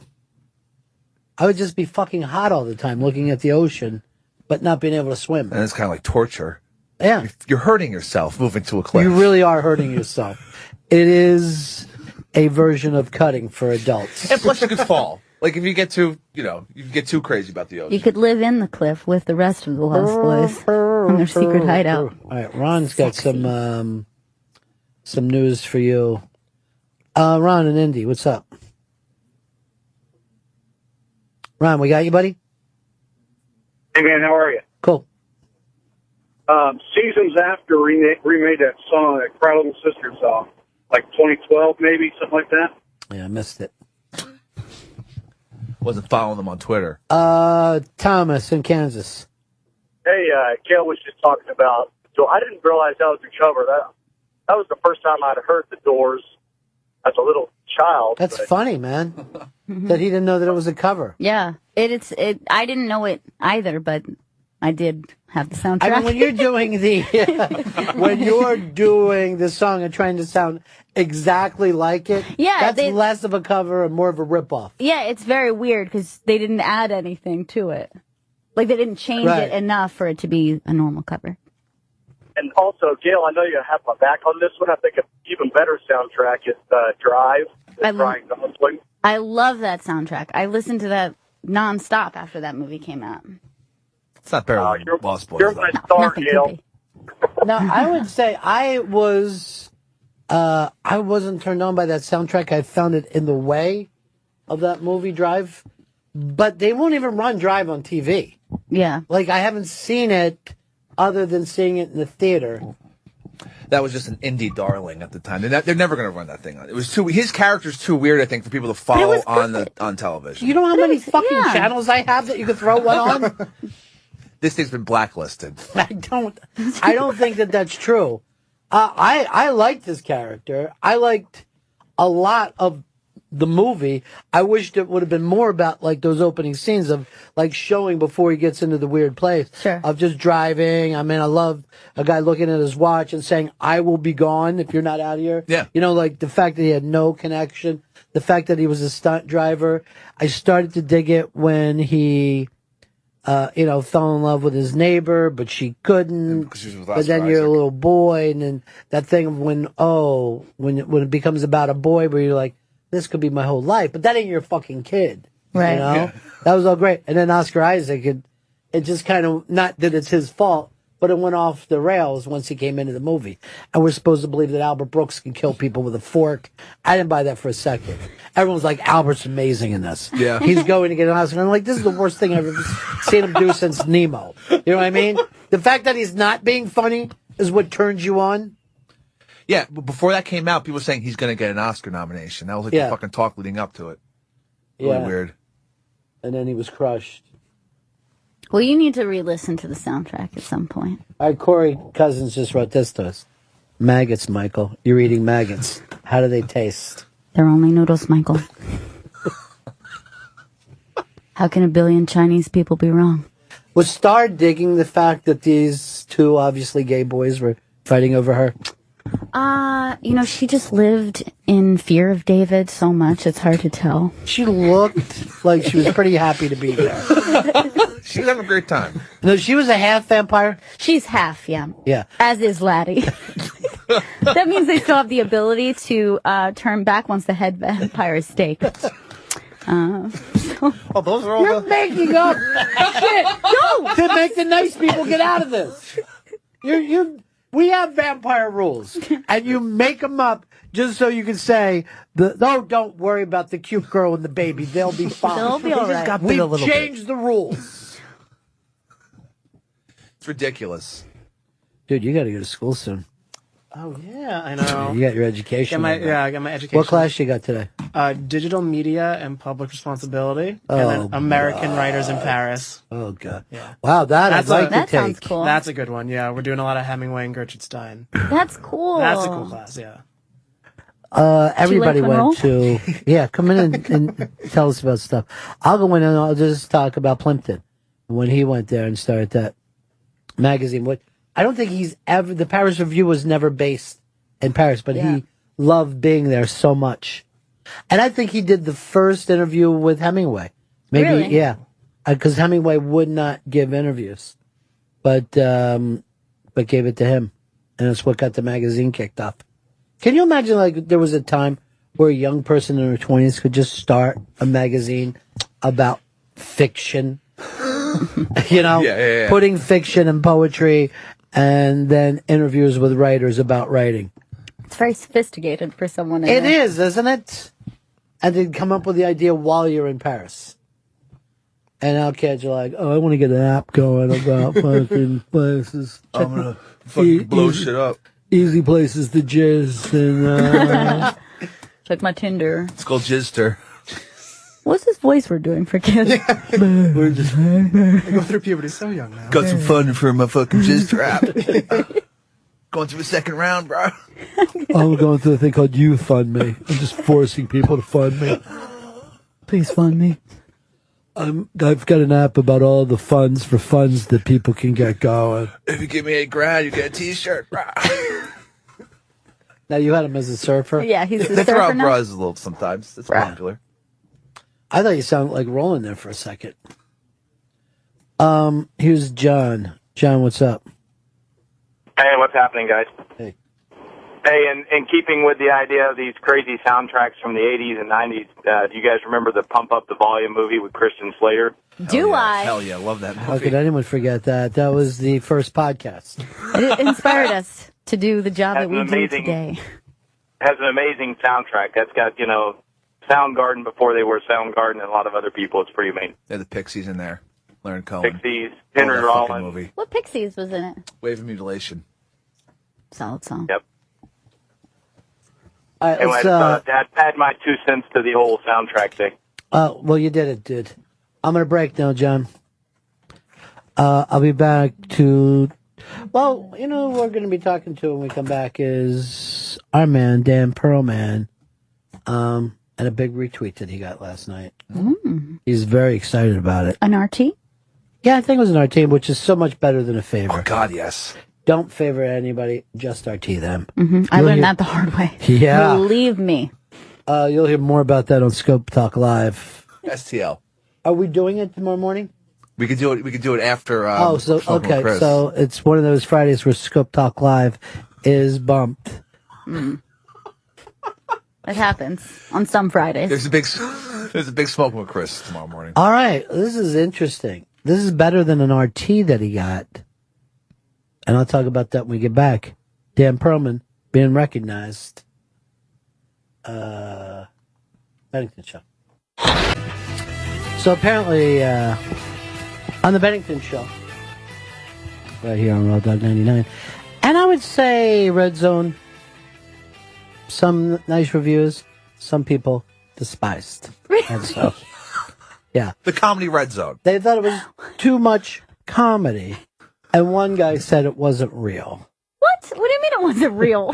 I guess there were certain people who thought that we threw it to things that weren't exactly live at 2:00 in the afternoon. Weird. You mean the comedians? Yeah. That the comedians themselves were not live. No, all of those comedians were live at 2:30 p.m. Well, it's an audience of some types that we have, all different types. They're not all going to be clever, you know what I mean? But if you want to hear it, it's over at the iBang. If anybody wants to give it a listen, and they listened yesterday, we thought it was just a goddamn hoot. We had the most fun with it. Brilliant idea. It was fun. And Dan gave me 2 thumbs up, like, yeah. So Dan had a big night last night. Come on in here, Dan. I don't want you in the other room getting Joe sweat all over you. Joe. He's disgusting. I shower every day. Bullshit. Are your parents here yet? No, they arrive tomorrow at 7:30, I think. A.M.? P.M. Okay. Mm-hmm. Nice fresh bath before they come into town. Yes, sir. You know what? Save that for your mom, because you don't have to call me sir. Dan Perlman, he wrote up a little piece for the iBang called the many, many faces of Ted Danson. It's TED TV, a look at Ted Danson's amazing comedy career. Well, let me just say this. This strikes a spot with me because I'm a giant fan Yeah. of what he's able to do. You love the TV. I guess I do. Yeah. I guess I do. Now, my favorite thing that he's ever done in his career was a little show called Bored to Death. Yeah. Straight out of Brooklyn. So good. Speaks to you millennials. Yeah. Well, the article went out, and Mr. Jonathan Ames, who wrote that, linked to it. Did not RT, wrote his own, this is a great blah, blah, blah, and linked to the iBang. Wow. And That is so cool. you know, one of Very exciting. you know what? One of New York's established writers is becoming aware of one of New York's up and coming writers. And that's an exciting time for all of us. I tweeted him, thank you, and that him and Ted are the best in my book. And he gave it a nice favorite. Okay, so favorite. yeah, but first, you know, you're asking for too much. You know, he wasn't going to RT that. It's already exciting. It's already exciting. He's so good. He found this article on his own and wrote out. What was his tweet that he wrote out? He said something like great. He's like here's a great article about the irreplaceable Ted Danson. Something. I like agree that. with that. But by the way, now on that show, Jason Schwartzman was on the show. Yep. Zach Galifianakis was on the show. So I mean, fucking home run hitters. Yes. And still, Ted Danson was my favorite character. He was the best part of that show. And it's hard to believe because the other two guys were amazing. Yeah. Amazing. And Ted Danson was still the best thing on the show. They're both amazing, and also in their comedy, like at the height of their popularity, you know? Right. And Ted Danson still crushed it. Every scene that he wasn't in, I was just like, all right, I'm just waiting for Ted to come back. The effeminate, pot-smoking, middle-aged man that he played there So great. was such a unique new character, and now I look for it in other people. All right, so now you got the Ted Danson comedy things on here, right? Yes. Now, did you rank them, or did you just put them all up as... I just put them all up. I didn't rank. Yeah, no. because he's in the new Fargo. Yes, Yeah. that's And why, yeah. I made sure I didn't read anything about Fargo. But when I saw him walk into the murder scene, I yelled out in my home, Ted Danson! in a very excited way. Because I think he's going to be fantastic. I hope that he's heavily featured in it. That was my first thought. I believe he shall be. Because it is an ensemble cast. I know. I worry that he'll get out alive. Only because I know that the guy who plays his son-in-law will get out alive. Yeah. And they have a way of killing people you like on the Fargo universe. They do. Or Fargo universe. Fargers? I feel like as great as he's done it, as successful as he's been for over 30 years now to be a major person on television, I still feel like he's underrated. I would agree. That's I would interesting. agree. Yeah, I think that that's a good point. Although at one time, you know, he was the biggest star in the world when he was Sam Mayday Malone. Yes. So much. Steve Guttenberg did a movie with Sam Malone and the big Hawaiian guy with the mustache. Magnum P.I. Magnum P.I. So it was Sam Malone and Magnum P.I. and Steve Guttenberg. And I had him on the show, so I had to read his book, Gutenberg Bible. And he said the hysteria around that set. He said he did not know that TV stars were bigger than movie stars. You know what I mean? He thought movie stars was high as go. He said women were coming alive everywhere because of those two dudes. Really? Yeah. The one... I believe it. Boy, I want to talk about another gay fucking movie without saying they're gay. Yeah. Oh, yeah. It's incredibly gay. And they all live together, right? They all live together and they touch each other constantly and worry about each other. Sensitive and shit, yeah. It's really gay. And then there's a ghost or something. I don't remember that I part. don't know. I don't keep up with all of it. The one... I still believe. As awesome as he is in Cheers, and he's really like the center of He that. is, Like yeah. he's got all the wacky characters and Yeah. stuff, and you know he has to like slap around Diane a couple times when she's being unbearable. He's the only irreplaceable character on that show. Totally. And I read something which I didn't know before I was writing this thing, but like there was one episode they had to shoot of like 11 years it was on that he couldn't make it because he had chicken pox, and they realized like, holy shit, we can't do this show without him. I'm glad to hear this. I didn't even know that story. Yeah, like he's as irreplaceable as the bar. Like, Well, he can't. none of them even liked each other. None of the characters, they were all mean to each other, but they all, like Sam, they all had a relationship with Sam. Right. But all right, and as great as he was, the one thing, and I watched all of it that I never quite bought is that he was this star relief pitcher for the Red Sox. You know what? I never gave it a thought till now, but he did not look like he could throw a pitch, and he did not look like he had the attitude of a closer. There was nothing about him that seemed like, oh, this guy's coming in to close the deal It's too and easy. beat the Yankees. He's very easygoing, where a closer is normally a cruel, mean, angry, psycho, like an really angry Dennis Eckersley sort of maniac. That Toronto game, Did you know that if you hit the bat like that, it's still in play? I had no idea. I've never heard of that. I never even thought about it. I never thought that could possibly happen. I've never been around it. I'd never heard of that been rule. around it in my life. Never heard of that And rule. the way that crowd started freaking out and just trashing. They lost their Toronto shit. And you know how often that people from Toronto are like, oh, we're nice. We're like Americans, but nice. I've never found that to be true anyway. But the if you kids in cross the them. hall, by the way, the kids in the hall told that to me. Like, oh, we're nice, we're playing. And I'm like, fuck, you guys are vicious. Yeah, You're to the each other. meanest fucking guys I've ever met in my life. Awful dudes. You'll find the smallest mistake that someone has made and fucking tear it. But they don't get to have these kinds of like stakes like this that are usually that high. Like in LA, Detroit, when they're always in the Right. finals and shit, they'll be burning cars and stuff. But Toronto's usually out right away in Except for anything one except Maple Leafs. Yeah, you but know. one terrible year in 1993. Let's not fucking forget. Well, let's forget it. Yeah. Let's They forget were everything that happened. they were hurling beer cans at each other just from the fucking cheap seats. So they have a fucking sport based on skating and fighting. Why did we agree that they're nice people? They're fucking badasses. It's just branding. Whatever the Toronto board is. Oh, we're so nice. We're so nice we had a crackhead as our mayor. Toronto. Toronto, you can fuck up big and we won't get rid of you. And that, for whatever reason, that's the only city that most of the sports are okay to have a Canadian team in. Like, it's only, Toronto's the only Canadian city in basketball, baseball. It's a large city. It's the New York of Canada. Right, but I'm saying that they tried Vancouver for a little while in basketball, and they're like, not fuck large. that. It's Vancouver? not large enough, yeah. That's big. It's bigger than like Oklahoma City, I think. Is it? Yeah. I don't know. I was up there with Joe, and he was throwing tunings around like they were loonies. All day, every day. Okay, ran the place. Dude, this was the most... I'll just say it one more time.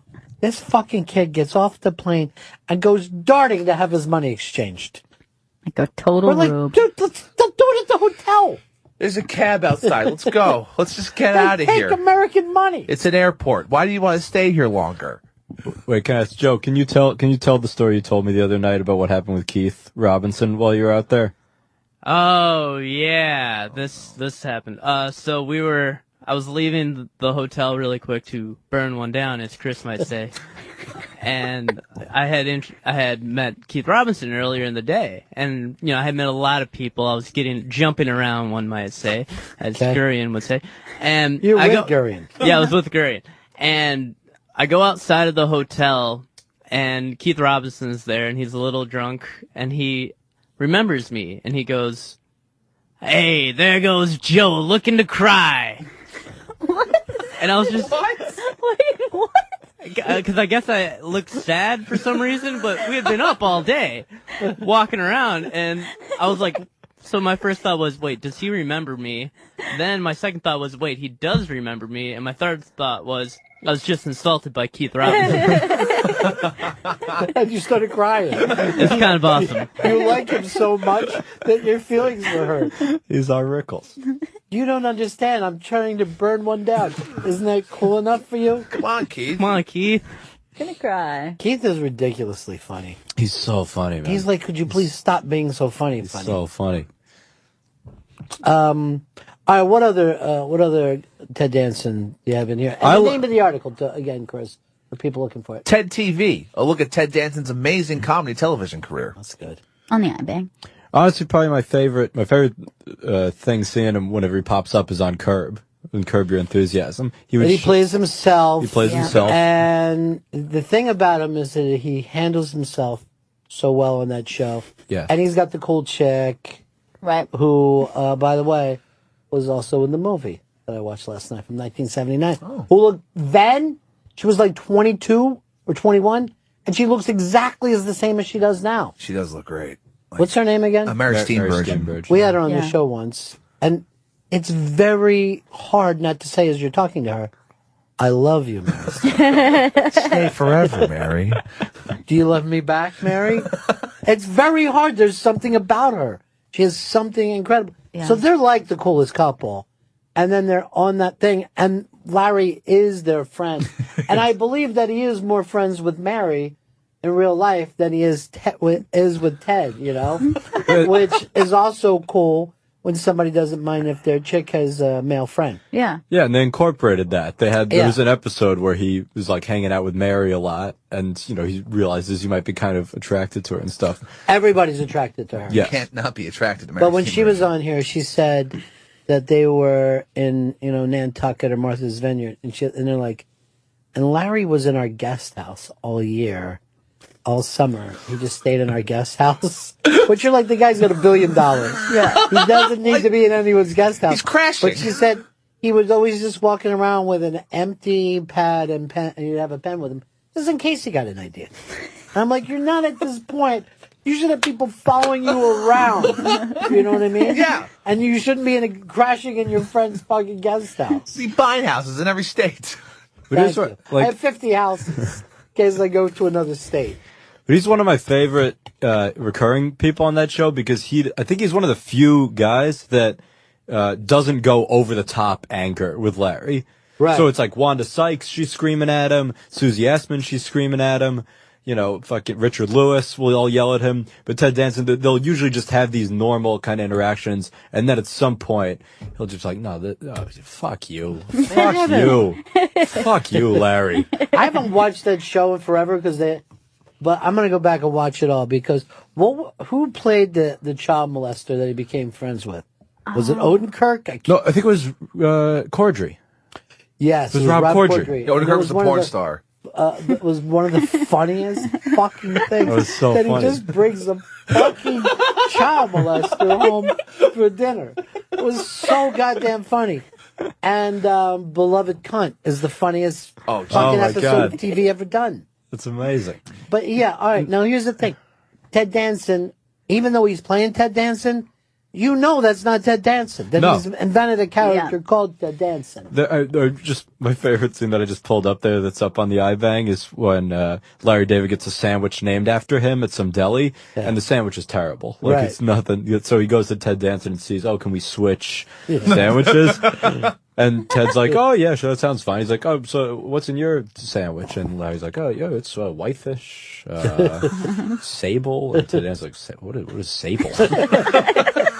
He's like, cream cheese. And then Ted just pauses. He's like, that sounds awful.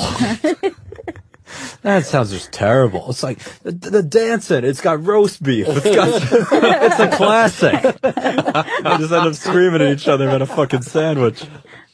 Now I want to watch that again. I know. I want to watch every episode. And Garland is just fucking amazing. He's the best. Oh, he's so funny. So we got that, and Becker was another one. I never was a Becker guy. I never watched Becker. I watched a lot of Becker. I never watched an episode. Yeah, I watched a lot of Becker. I think I've seen like one or two, but I never Beckered. That was a show that used to, like, I didn't see it when it was on, but that would be one of the late night, like, syndicated ones that they'd show 2 or 3 episodes at like 11 midnight. Yeah. I just liked how grumpy he was. It was like, it's a weird, especially because of like CBS sitcoms now where it's like Big Bang Theory shit. But he was like Archie Bunker type. He's like, I'm sick of midgets. He wasn't nice at all. He was an asshole hanging out at a diner. Right, which is a fun contrast of like, Cheers, him being friendly to everybody. But here, he's just this miserable doctor and he's tired of his stupid fucking patients and everything. I wouldn't be able to. I would just tell everybody that they were sicker than they were if I didn't like them and I was a doctor. It's not last good. half a day. I just have them do more fucking tests on themselves. Stuff going up their fucking asses. Ridiculous. I go like this. Now who's the wisest? I guess I won. Yes, all your holes are sore. Give me another one. He was also, this is a small thing, but I've just rewatched it a million times with my roommate. But Tim and Eric, they did a thing called Tiny Ted Danson. I remember that. Yeah. It's so funny. It's so funny. It's like just a 3-minute music video. And earlier in the episode, they did a thing of like, Little Dancing Man. And like, this is kind of a weird thing. I don't know why they're doing this, but it was only to set up Little Danson Man, which they did later in the episode. And so it's just a shrunken Ted Danson and David Cross is his agent being like, this is going to be great. We're going to have little Ted Danson. He's like, I don't even know how I could make love to a woman anymore. And Cross is like, I'll shrink one down for you, Teddy. This is going to be huge. And they got a song like Little Dancing Man that Tim Heidecker's singing. It's so fucking funny. I would also watch that show. if they made a Tiny Ted Danson That would be a series, good show for me. they should put that on NBCU or whatever. Yeah, put it on NBCU. It seems like that's the way everything's going now. They're throwing whatever up there. $3.95 for a month, you get everything you want. Give it to me. I want all of it then. Yeah, for $3.95. Come on, I get everything for that? Then yes, I want it. I have all the options. You know what? Here's $10. Give me 2.5 of them. He was in, and put this up there, but he was in an episode of Taxi also. I don't remember this. Cheers. What? He was a gay hairstylist who gives Elaine a very shitty, like, hairstyle and is acting all smug. No, I want to see this. And then Danny DeVito walks up and dumps, a bunch of paint on his head. The way of teaching him a lesson? Yeah, as Louis De Palma just standing up for what's right. You know what? Then he should have given Louis' wife a fucking job and said, no, Carla's not doing the show now because of you. I remember that. I remember the Taxi. first time I saw him was in one of my favorite movies all time, Body Heat. He was a dancing, believe it or not, lawyer in that. And he was fucking great. It was a very small part, and he was fucking phenomenal. And I think he was on some kind of a weird horror movie in the 80s too, or TV show. Yeah. Remember when they used to run those shitty, it would either be like a fucking skeleton doing shit or whatever. Tales from the Crypt? Might have been Tales from the Crypt or one of those things. And they got him in dramatic shit too. Like they have him on one of these CSI shows that then they canceled, but they're like, we like his character so much that we're going to move him over to another CSI. Oh, yeah. I don't know.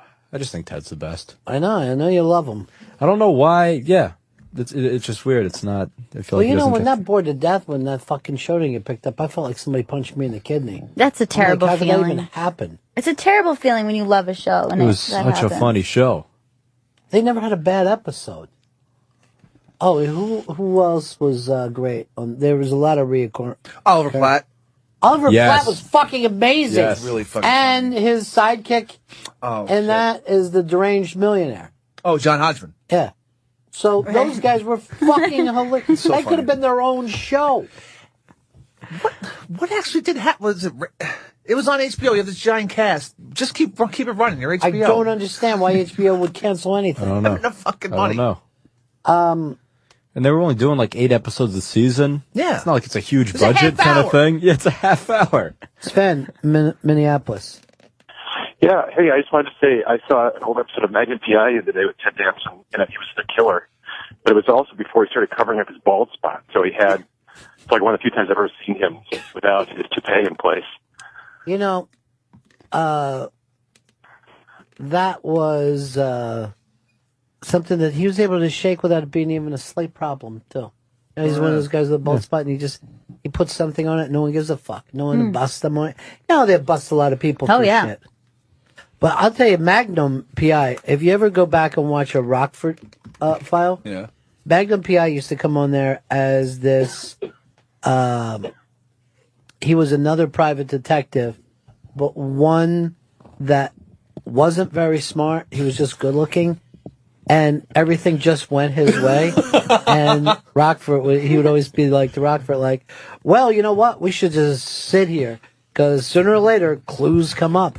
And Rockford's like, no, they don't. Where do you hear shit like that doesn't happen? And then a minute later, someone would just come in That's and great. give them a clue. You know, whatever it was, everything would always go his way. But he was like a big, attractive dope. And then really, when he went and played Magnum, he was more like that.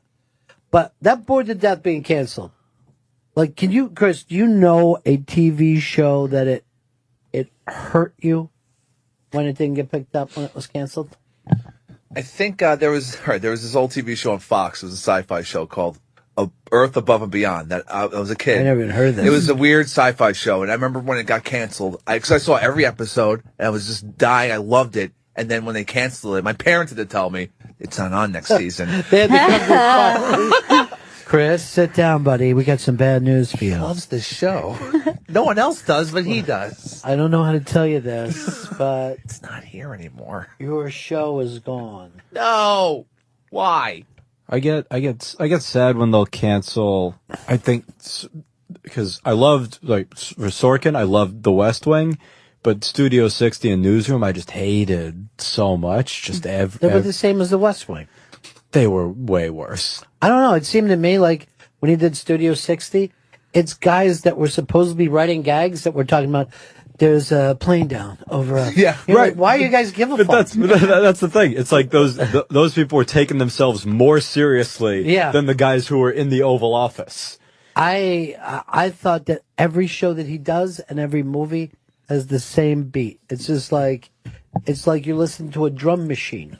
Well, there's a great Sorkin mashup online where you just see how many times he's plagiarized himself. Like he used identical lines in multiple movies and shows, to the point not just like little small things, but like speeches that he's had characters given. It's very cringy. It's really like creepy just to watch it go from movie to show and everything. He doesn't give a fuck. That's the thing. Most writers that get their work out there, it's because they're ballsy enough to keep pushing. Right. It never has anything to do with, man, this writing is amazing. This Right. is like, this dude will not only, write it, but he'll go out and do the press. I mean, why should Sorkin be fucking famous? And yet he is. People bring up his name, like, oh yeah, I know that dude. Yeah, Sorkin. He's a writer. How many other TV writers do you know? John. Hey, buddies. Yeah. On the movie with Ted Danson you were looking for was he was in the original Creep Show. All right. How long can you hold your breath? Yeah, that last scene freaked me out a little bit. Good news for you, you're going into the pretty good prize closet. It's the pretty good prize. It's the pretty good prize closet. We have pretty good prizes. It's the pretty good prize. It's the pretty good prize closet. We have good prizes. Pretty good prize. He wins. Jack and Coke DVD signed by Artie Lang. Oh, nice. Yeah. Nice. Good prize. Pretty good prize. Pretty good. Pretty good prize. You're a rock god. You're a rock god. Pretty good prize. You know what's weird about that band is that the guitar player is considered a rock god, but the lead singer, not necessarily. He's overshadowed completely by that rock god on guitar. And yet, you would think in any place that you go that Roger Daltrey would be a man that you'd keep your eyes on. And yet, when he's with Pete Townsend, no. No. He tried solo stuff. That whole Say It Ain't So Joe song. Say Didn't it ain't so, Joe. Say it ain't so. Joe must love that song. Is he doing a fucking song about shoeless Joe Jackson? Is that how far back he's going? Jackson wanted us to know that little Jimmy Norton was on Bored to Death, and then writes, shots fired.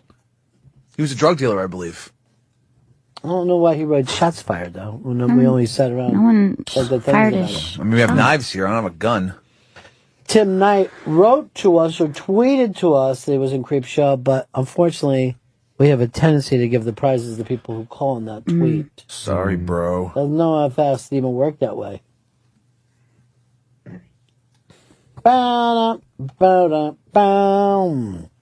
Hey, Mark in Maryland. Mark. Hey, did you guys catch that Ted Danson had a really small part in the movie Saving Private Ryan? Yeah. Yeah, I do remember this. Yeah. I have stated this before. I'm not as big as Saving Private Ryan as most people. Is there what's your top military movie? All time? That's a great question because I'm not a big military movie fan. Right. I mean, obviously, Apocalypse Now is there. There was a movie, an old black and white movie with James Cagney called The Fighting 69th, which is about when New York neighborhoods used to actually all go in together. Oh, God. And basically, the Fighting 69th, it might have been like from 69th Street. You know what I mean? Yeah. Like they would just take the whole neighborhood, and they got out of that shit. And they had always done that, Revolutionary War, Civil War, but because you would get a whole neighborhood wiped out. Imagine how that would feel to a small town or a block when something like that would happen. But I'm not Pals of Glory, maybe. What about for you, Gail? I think for me, it's Apocalypse Now or the first half of Full Metal Jacket. You know what? As the years have gone by, I still like the second part of Full Metal Jacket as I have well. to like watch it all the way through again. Because you do get me so horny right at the beginning You of got the me so change. horny. It's really awesome. And you're the one who likes that you and Dave. Platoon? You like the... I like Platoon. What's his name? The Animal Mother or whatever? Animal Mother, yeah. I fucking hate that guy. I even hate him in real life. He's not that different from Animal Mother. He's in every other role he's had, he's just been like a aggro dick. Yeah, but I think somebody showed his Twitter and it was like, these minorities would get their ass. He's You're like that. Fuck you, Animal Mother. You really are a dick. Who tweets out shit like that when you're a fucking guy in your 50s? He has a lot of thoughts on these things. Yeah. I asked my friend that question, and he said Forrest Gump was one of his favorite military. I was like, that's not a military. It's like that's as much a movie about ping pong. Yeah, but it did show that you could be retarded and still have a lot of fun things happen. Like, that was the first movie that I'm like, hey, maybe I am anti-choice, you know? Because she had a retard, and look at all the fun he had. Here is Glenn in Pittsburgh. Hey guys, talking about shows that got canceled too soon, and I didn't even see it when it was live, but John from Cincinnati on HBO only got one season, and that show was amazing. I was a big fan of that show. Yeah, and well, we'll that's why talk I about it on watched a it. daily level. It's finally on HBO Go, and actually this is my public service to everybody. It's on HBO Go and on demand finally, because it had never been. Like, you talked about that show. I was in my 20s when I didn't have HBO at the time, and it sounded awesome, whatever, but I've been waiting for it to be online, and it's finally, like, it's available. I watched it in a weekend, and I hate binge watching like I'm that. not a big binge watching fan either, but I'll do it every time. It was awesome. Ed O'Neill was fucking brilliant, and he will always be underrated because of that Married with Children, but he was brilliant in that show. Well, first of all, I'm going to agree with you on Ed O'Neill. He's like a real dude. Yeah. Like, you don't see someone acting when you're watching Ed O'Neill. That should be your next thing, Ed O'Neill's greatest parts. Tribute to Ed O'Neill. Bum, bum, bum, bum, bum. But good call on that. Matt in Florida. What's up, Matt? Dude, World War II movie with Lee Marvin called The Big Red One. I love that movie. Yeah. When the Italian lady is giving birth in the tank, yeah, and he goes, "What's Italian for push?" And he goes, "Pousse," and she starts going. The guy, I think Mark Hamill, starts going, "Pousse, pousse," and Lee Marvin's like, "Get out of the way." Lee Marvin. Well, first of all, Lee Marvin was always amazing. But that film was based on this guy's actual experiences there, too. And he became a pulp writer and then a director. But supposedly all those stories are dead on, that he was in this troupe that was just constantly being sent to the front. Really, really terrific movie. Let's go over here to Chris. Where are you going, Chris? That's just a plug. For what? Mr. Sam Morril. Oh, Sam here? Yeah, Sam's here, yeah. Should we break first? We can take a quick break. Sure, we got the phone slam, and why not break and restart it all over again? Make it easier that way. Or we could not break. Well, you can't bring them in halfway through a bit, too, right? Yeah, that's true. Right back. Sam Morril will be here. Bennington. This is Bennington on Raw Dog 99, Sirius XM's Comedy Club. You know how you guys are always saying that there's a problem with dinner? Yeah. You're always saying you're overpaying at restaurants. Too expensive. And you're always talking about how you're spending half your life preparing something at home. It takes forever to prepare a meal, doesn't it? It just seems like half my life is spent doing that. Well, let me tell you something. Huh? Blue Apron has changed that. Blue Apron delivers farm-fresh ingredients and step-by-step recipes to your home, so you can create incredible meals without going to the store. And less than $9 per meal, Blue Apron sends you fresh ingredients, perfectly proportioned. They make cooking delicious meals really easy and really fun. No trips to the grocery store and no waste from unused ingredients. Plus, you'll be learning to cook with specialty ingredients that are normally hard to find. You're going to be a master chef in no time. I just got a phone call from someone. All they said to me is Blue Horseshoe likes Blue Apron. So I might be investing. I might have to invest in that. Unless I got another dad who's working down at the airport. I got to come up with a new way of doing stuff, you know? Let me tell you a couple of things that I'm going to be cooking this next coming week. Oktoberfest pork chops with hops braised cabbage and German potato salad. Do you like the sound of that? I love the sound of that. Chicken and farro with beets and goat cheese and pistachios. You know what I love, too, is the way that the chicken is done. It's like pressed in this. Yes. And it's kind of crispy and juicy at the same time. So you did this one last night? No, I didn't do it last night. I did a chicken press like this before. Right. I will do this one this week.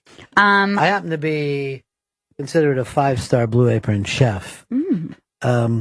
Somewhat of a legend or myth with the other Blue Apron chefs. At least that's what I do when I'm cooking, and I pretend that I have a cooking show. I'm always pretending I'm having a cookie show every time. I'm going to Periscope it from now on. Well, you should.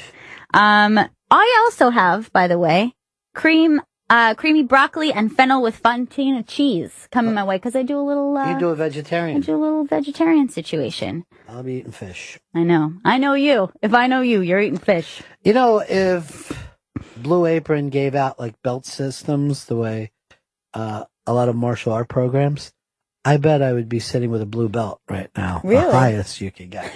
Blue is the highest? Yes, because it's Blue Apron. Gotcha. And I'd have that under my blue.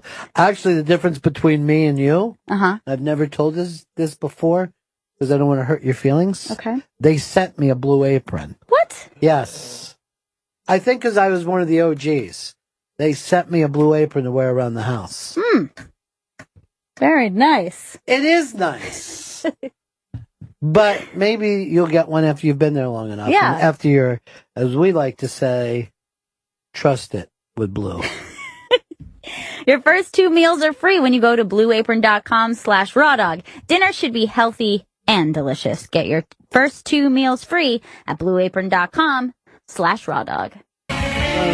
You know, when you hear that song, there's only one thing, and Sam Morrill's coming into the room. All right. Kind of surf rock show. What's your thing? Be like the weakest wrestling intro ever. You know? I'll take it. It's the surfer. Let's do this. You know, we met you how many years ago? Like a couple years ago? A couple years, probably, yeah. You are maturing in front of my eyes. Really? You're becoming a man, Sam. I think I just haven't shaved in a few days. I don't think I'm I mature. even think that you have, I think that even your entire thing. I remember like when you came in the first time, I'm like, wow, what a funny kid. But I thought of you as a kid then. I guess I do feel a little more defeated, so I think that adds That'll a do little it bit more for you. maturity, sure. But yeah. also your career is doing so well. It's now. going all right, yeah. Yeah. It's You going- got half-hour comedy hour coming up, right? Yeah, I got that Comedy Central midnight, October 24th. And then you've got an album out. It's available for pre-order now and comes out officially October 23rd. Now, that's the type of things that people used to say to George Carlin. And now we're saying it to Sam Morril. That's what I'm pointing out. Oh, I have a special and an album I'm releasing. And that used to be George Carlin saying stuff like this. Yeah. Are you happy with your half hour? I haven't seen it yet. Yeah. I did about 30 minutes and they're going to cut it to 22. And I got interviewed by a guy who saw it. He said, it's a very dark one. He said it's, and then he told me some of the jokes. I mean, I got a couple jokes in that I'm shocked. I'll tell one of them right here if you want. I'm shocked they put this in. He told me they did. I said, my friend's girlfriend just had a miscarriage in the shower. And I said, wow, worst baby shower ever. So the fact that Comedy Central kept that one in, thank you. And there's many jokes of that nature in it. So thanks for keeping that, Comedy Central. That's really funny. Now, who are you doing the other half hour with? Because Joe List, which is awesome. That's amazing. So one of my best friends. Yeah. I did an album release party at the Cellar a couple of days ago. I did a show. It was just all my best friends. It was like Mark Norman, Joe Mackey, Rachel Feinstein, Joe List, Phil Hanley, Beth Stelling, and Dave Attell closed it out. And I got to riff with Attell on stage. We had a lot of fun. He bought an album on stage, and I saw Attell chatting up my mom after the show. That's crazy, which right? It's like one of those things, your worlds colliding, where you're like, oh my God. But that's what I'm saying. Like, it seemed like when we met you, it was just bubbling up. You had the Caroline show, but in the last couple of years, you've actually, it seems like you've had a lifetime in the last 2 years, is what I'm trying to point that's out. what comedy does. It's like 8 years and nothing, and then a shitload in a year. That's what it is, Yeah. you know? Yeah. 8 years of sitting around, and then something just happens. But now you're at the point where you're like, oh yeah, I riffed with Attell. My mom was there. It's all this stuff that if you would have said a few years back, you know what I mean? Like, oh, an album. Oh, there'll be a thing for me at this hour. Everybody be like, slow down, son.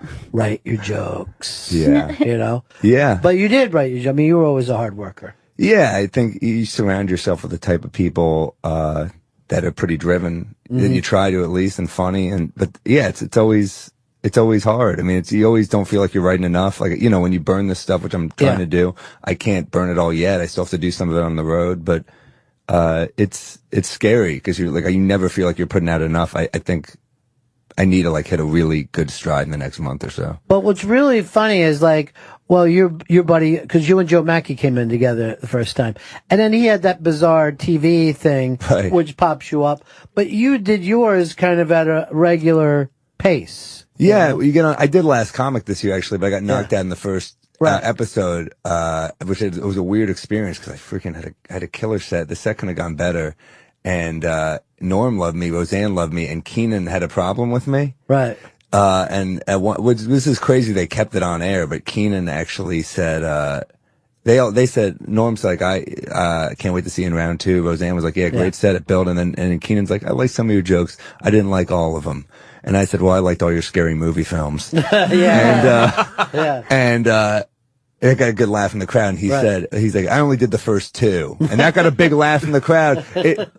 In editing. And when he said it fucking bombed, which felt so, I was like, all right, good. And then I watched it. I was like, all right. And then they showed him get a laugh. So it looked like we kind of went head to head. But I knew I was like, part of me was like, well, you're moving on. I talked to Norm after that set and he was like, yeah, he was like really complimentary. We had a really good talk.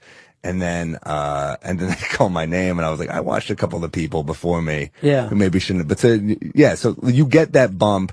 I don't think Last Comic did for comics this year what it did for like Joe. Joe really kind of, I think they really profiled you more last year. But this year it was a shorter season. They didn't really focus on the individual acts as much. Joe List went pretty far this year. Which was Joe cool. List went far, and every set that he did was amazing.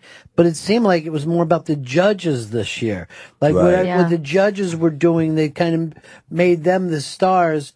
Oh, and every once in a while they look at a comic. You know what I mean? Like you didn't get to really have that same amount of tension and pull that you had for comics. It was not. That should have been built for him. Joe, you know? He's a pure joke writer. Yeah, for comics, we love Joe. But, you know, I mean, as you said, it was about the judges, I think, for sure.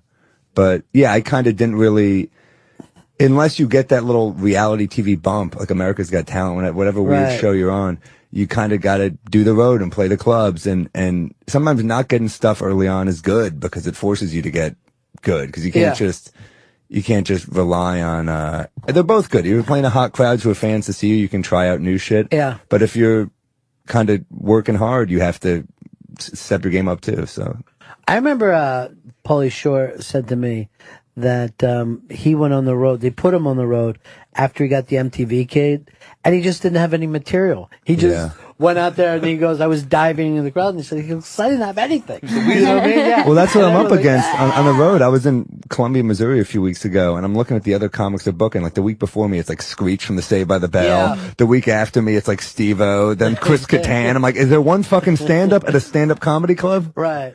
But yeah, I mean, that's what you're up against. You're up against a lot of draws who kind of can just do anything. And people are like, well, we saw this guy. Yeah. It's not like we saw a good show. We saw that guy. It was like a celebrity. Yeah, you went out and it's almost like, well, they would also give people like, books like that, you know? So guys who actually sit around and write and try to be writers have to find out, no, we're giving Chris Kattan a book because he's writing an inside profile. And you know, he's just fucking talking to a tape recorder with someone, but they know.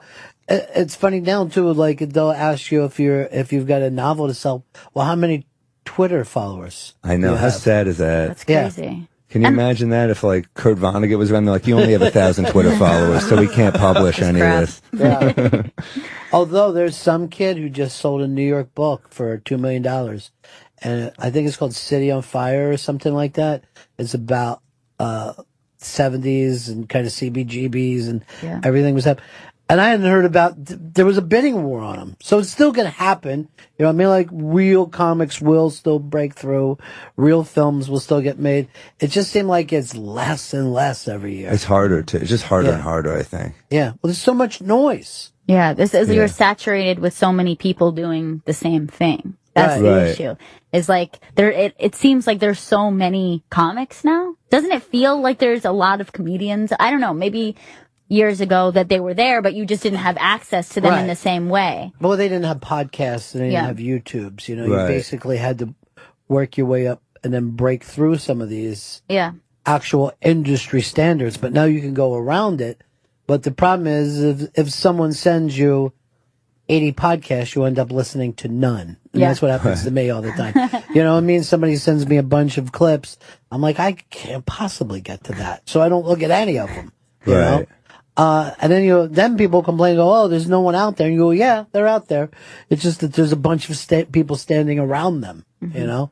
We just can't get to them as fast. All right, we've got a clip from your album. Yeah. And the album's called what? Class Act. And how do people get to it? You can get it on iTunes. You can get it, I guess, on Amazon, all digital platforms. All digital Chris knows better than me. I'm an idiot. Yeah. I don't know where to get my own album. So this is a radio exclusive, I like to say. Yeah, it's a radio exclusive, and and you can buy them. I'm not even selling CDs. Comedy Central is producing. They just give you like download cards, but they look really cool. Attell said they look like you're trying to get into a hotel with them. But I think they look cool. I see crazy people on the subway. I can't even tell they're crazy till it's too late. It's very frustrating. This guy on the train just yelled out, "Hold the door!" So I held the door open for him. He gets on the train. He just starts cursing everyone out one by one. And they're all looking at me like it's my fault because I let him on. I think the lesson is just don't ever be a good person, ever. Then a few days later, this old lady was like, "Please hold the door." I was like, I'm not falling for that shit. I've been burned before. She was like, "My asthma." I'm like, nah. See crazies on the subway all the time. Sometimes I see a crazy person on the subway, so I go to the next subway car to get away from them. Then I see an even crazier person on the next subway car. And I'm like, I think I left a religious freak for a public masturbator. I think I traded down. That was the masturbation equivalent of Kobe Bryant for Vlade Divac right there. Touching himself underneath his pants, this guy looking at my girlfriend at the time. Not a good position to be in. Because she turned to me, she was like, "You're just going to let him do that?" I was like, "You want me to interrupt this guy?" I don't think blue balling this lunatic is my solution, but she was like, "Maybe you should fight him." I'm like, "Yeah, I don't want to get hit with that hand." I could beat the shit out of me touching me once I lose the fight. That's also a difficult situation as a man, because I've never seen a female public masturbator. I don't even know if they exist. But I feel like if I did see a woman dead-eyeing me and doing her lady business, a part of me would be flattered on a fucked up level. You know what I mean? I'd be like, clearly you need psychiatric evaluation, but I did put myself together today and someone noticed, so good on you. I'd move to the next subway car, but with a pep in my step. But she kept turning to me. She was like, "You're just going to let him do that?" Finally, she pushed me up. I had to get in his face. I'm like, "Hey, excuse me, sir." Not sure why I'm calling him sir, if you've been following the story for the last 2 minutes. Just came out. "You need to stop touching yourself like that to my girlfriend." He's like, "I'm not touching myself like that to your girlfriend. I was doing it to you." Hang on a second. I was like, "You're just going to let him do that?"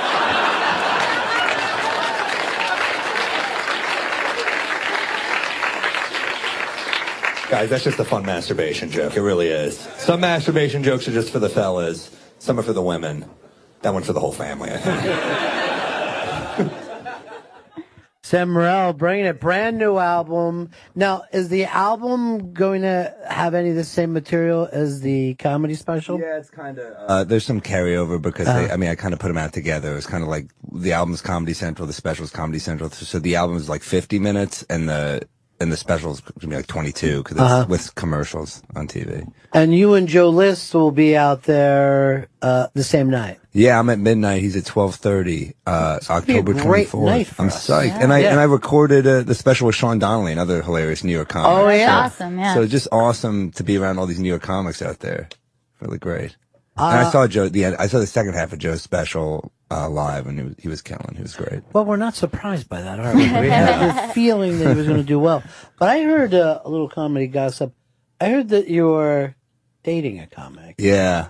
Now, is it Mackie? It is Joe Mackey. That's why he's got those rosy red cheeks. He's blushing. No, I am. Good, very funny lady. That's great, though. Yeah, it's fun. But is it competitive at all? When a little bit. Like Yeah. I'll like remind her. She'll like get a big laugh. I'm like, I wrote that tag. Just so you know. Right. Yeah. Not competitive. No, we tease each other a lot. There's definitely like the friendly competitiveness. But no, I wanted to be famous. I would also just take a look at Voss and Bonnie and just say, are we doing the right thing? Is our life going to one day be a podcast? Are we doing exactly the opposite of them? Okay, good. All right. That could be your little thing in life, just to go, what would they do? And turn around and do the other thing. Well, we're dating long distance, so it's like I see her a lot just like through gigs. Like we'll like try to book gigs in nearby cities.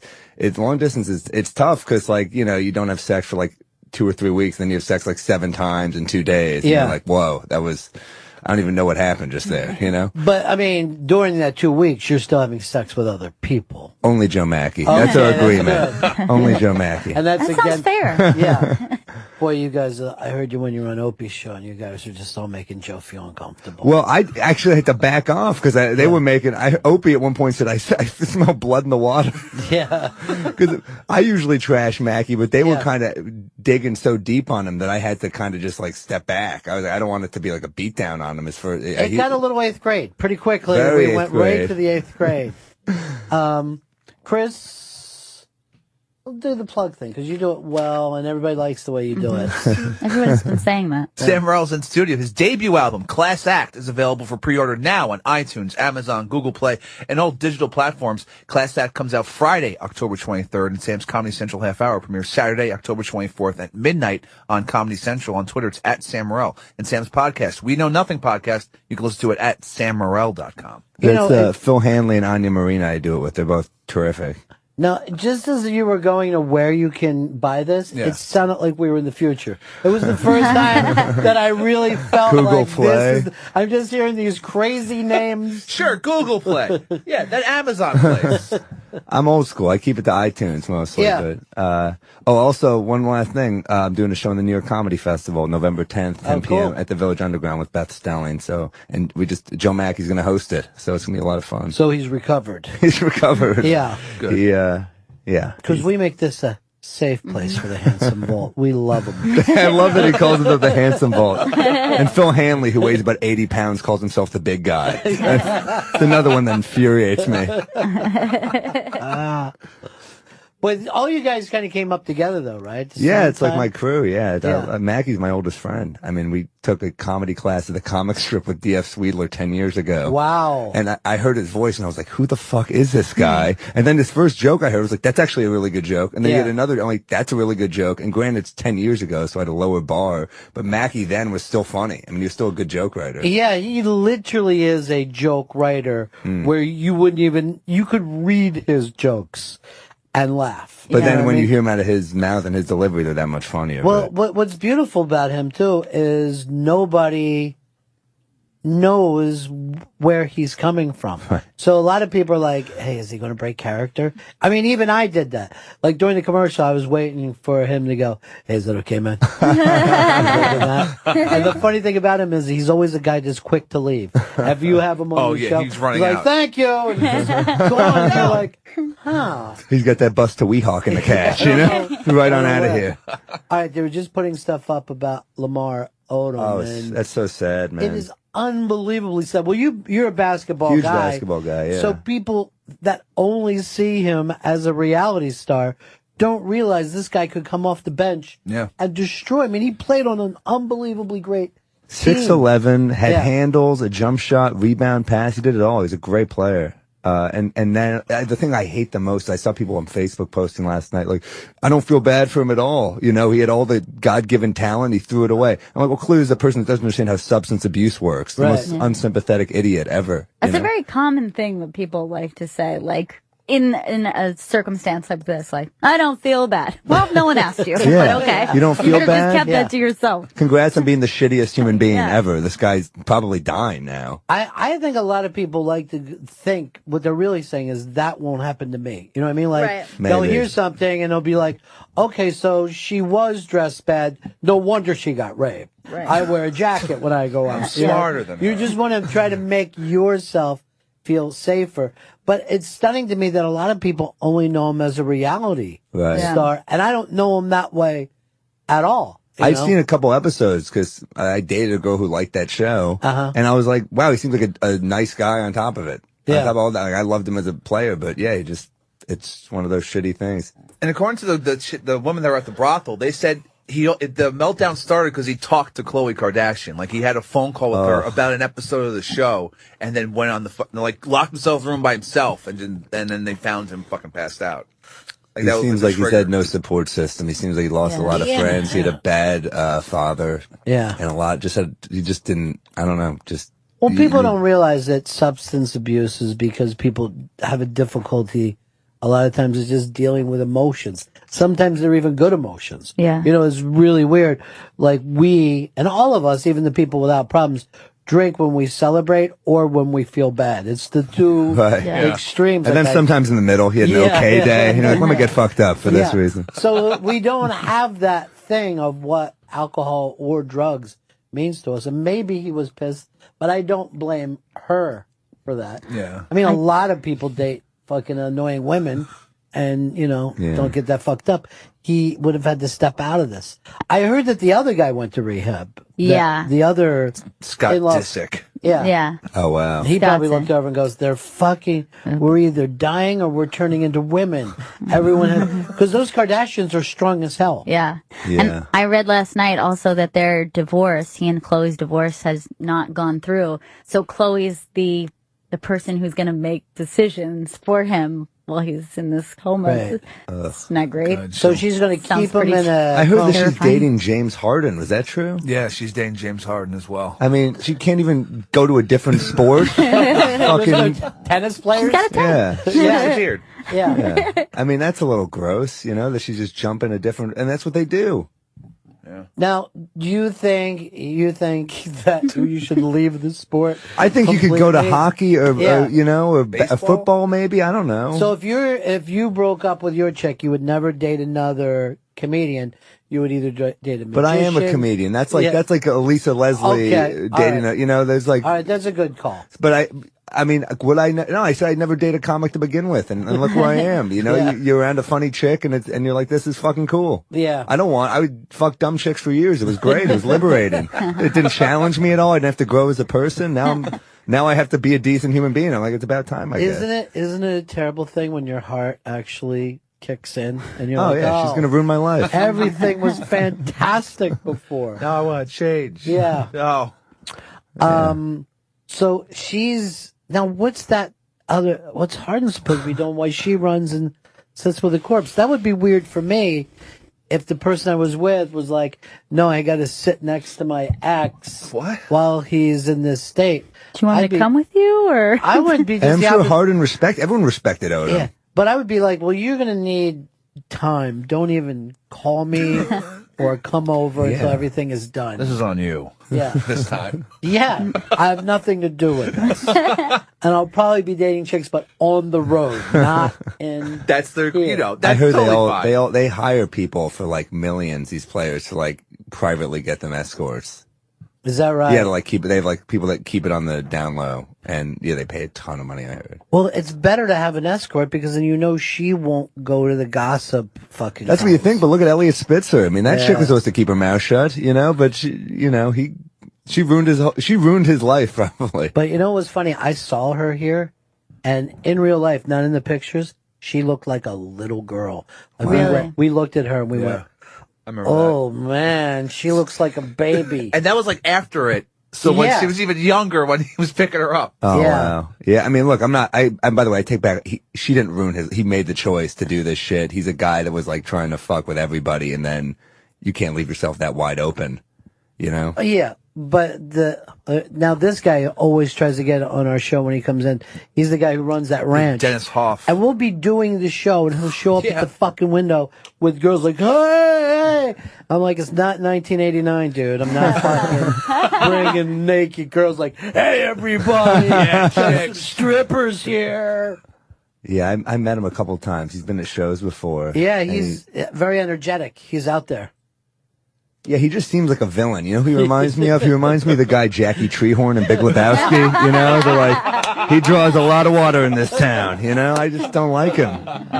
Best fucking scene in the movie is when he etches across it and finds out that Jackie was just drawing a big cock. I love it. That fucking scene. It's amazing. And his face when he looks at it. The fuck? They go against every cliche in that movie the Coen Brothers avoid. They're so freaking good. They're amazing, right? Did you see the new trailer? Oh, I can't wait. I'm a little nervous. I wasn't as crazy about the trailer. Yeah, I don't know whether it was too many pull stars. it together, But though. yeah. What is your favorite of all? Of all the Coen Brothers? Yeah. Probably Lebowski just because it's like for rewatch value, but I mean, Fargo's brilliant. I will never turn off Miller's Crossing. That was a good one. 100% of the time. Raising Arizona. Raising Arizona is great. Brilliant. Oh. Not a single setup line in the movie. Every line is a punchline. Yeah. Every line is fucking hysterical. And there's no bad scenes, or even there's no drop off of how funny everything is. No. Yeah. Every scene is fucking funny. It's really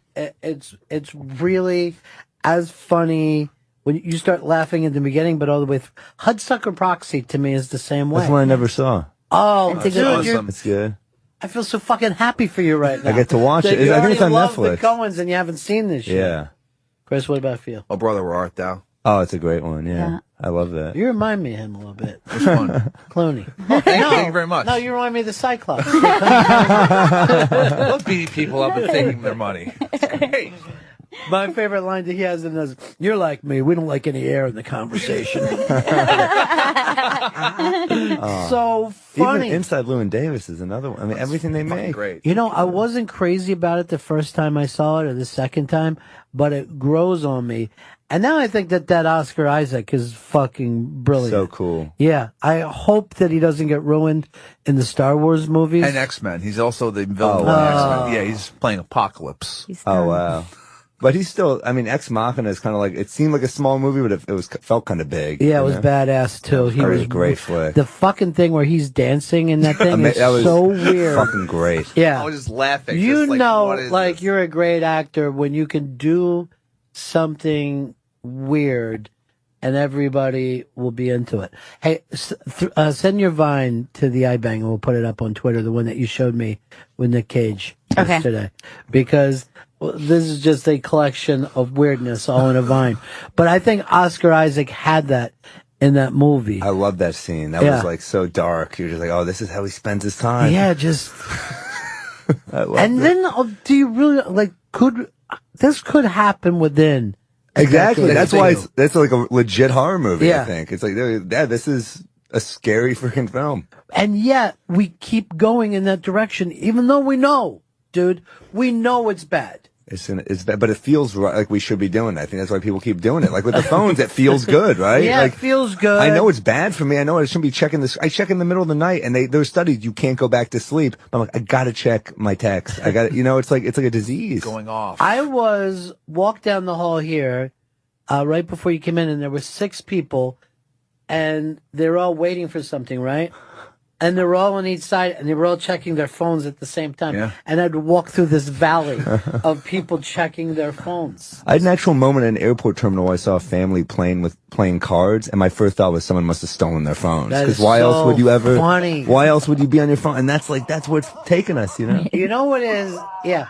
You know what's funny too is like a board game. I don't even know if a kid would know anything about. And it wasn't like board games weren't fun. They were. Yeah. And yet, if you handed a kid a board game now, you probably would look like a lunatic. Yeah. Where's the tablet? Yeah, he wouldn't know what to do with it. Why isn't this Minecraft? But that was summer for children. And it was great. Yeah. And but now they're it's like innate. They have these iPads. They know how to work since birth. I mean, Dan Soder's got that great bit about it, about the baby who's playing on the iPad, and then they look up to you and go, up. And they're like, I just saw you do a bank transaction, like the Kaiser Soze news. This is a great joke. Well, did you see the thing with the, Louis Black did it the other night? Oh, yeah, on, that these people, the casinos are going to be more like video games because millennials aren't interested in blackjack. Wow. They would like to have some kind of Angry Birds where you gamble stuff. You're playing apps and video games for money. Like you're playing like Angry Birds or some derivative, But you don't even know how ripped off you're getting now. No. Yeah. I couldn't believe it. I was horrified. I like a slot machine or some fucking video Well, roulette. slot machine's the same. You don't know. But at least with the person there, you have someone. Yeah, you feel like you're involved in life. You're like, I'm looking at this dude. If he steals from me, I'm going to catch him doing it. There's no reason that a video game would not be set up to let anything happen. Yeah, it's already antisocial. When you do casino gigs, you already feel like a zombie because they're always like Tuesday through Sunday or something. You want to kill yourself by the Saturday night show. But at least there are people. Can you imagine just getting rid of dealers? It's terrifying. Well, that's the other thing. We're in the service business and now they're doing the best that they can do so that you can come into a restaurant, hit things and never run into a person that you're picking your food and you're paying without ever seeing anyone. A Wawa's almost there. Yeah. The person makes it and hands it to you, and that's your only interaction. They yell out your number, and then they hand you your specialty sandwich. Well, the problem with all of this is that you can try to resist it for a while, and you can complain that it's a bad thing, but then you just end up doing it. Like, I had that experience with Seamless, where I was like, I'm already getting food delivered to me. I'm not going to take out the very small amount of human interaction where I call this restaurant up. And now I'm like, they're not on Seamless and I don't want to talk to anybody about this. You don't want to pause your TV show while you're ordering in. It's like the next level of laziness. Did you see that Danny Meyer, who runs some of the great restaurants in New York, is doing away with tipping? He's putting the 20% into the ticket. And he's like, look, Europe works this way. It makes more sense. And they said that he's the only guy that could pull this off because he's got enough restaurants, but also his restaurants are respected and specialty, restaurants. I don't know how Americans are going to like it. I don't know whether. So you're just doing 20% automatically? You're doing 20%, and they're paying the people 20%. I don't know whether the employees are going to like it. I don't know whether the people. I still feel like I'm going to also go, and I still want to give you a little more. You got it, because it's a good meal still. So I want to make you feel good. But see, no European thinks that way. Bizarre. I mean, you don't do that with other things, right? You don't feel the need to tip the hotel clerk. No. Like, hey, thank you. That's terrific. This is for you. You really took care of me there. The things that have tips, like a lot of times you're like, well, you don't deserve a tip. And then things that don't have tips, you're like, well, you definitely deserve a tip. Right. Well, people forget to tip maids. To tip what? The maids in a hotel. Yeah. You talk about somebody who busts their ass. Yeah. Picking up your fucking jizz towels off the floor. And then you're like, here's some change for you. They're dealing cum. Every day, all day long. You can't break out a couple fives for that lady? I think the higher class restaurants, I think the servers will be pissed because isn't that a higher percentage on the bills? I don't know. I don't know how they do overall. I know some people like it because they'll get cash. Yeah. And you don't have to claim it. Yeah. But that's the only upside. But it's a gamble because, sometimes it's going to be high, sometimes it's going to be low. Hey, you never know. And any night, like, hey, you might make more than you expected, or you might make less than you expected. Like way less. Yeah. Well, I remember when I was a bellman, I would always have like a number in my head of what I thought I should be getting every hour, and that would be clicking constantly. I'm going to have to pick up an extra fucking $3 the next hour. They're like, here's the minimum that's worth it for me to put on this uncomfortable coat that a lot of people have worn before me. I'd carry a tray down the hall and be there where a couple acts like, oh, we're just covering up. Well, I'm a child. So, you know what I mean? I know it's fun for you. I'm seeing dicks and vagina.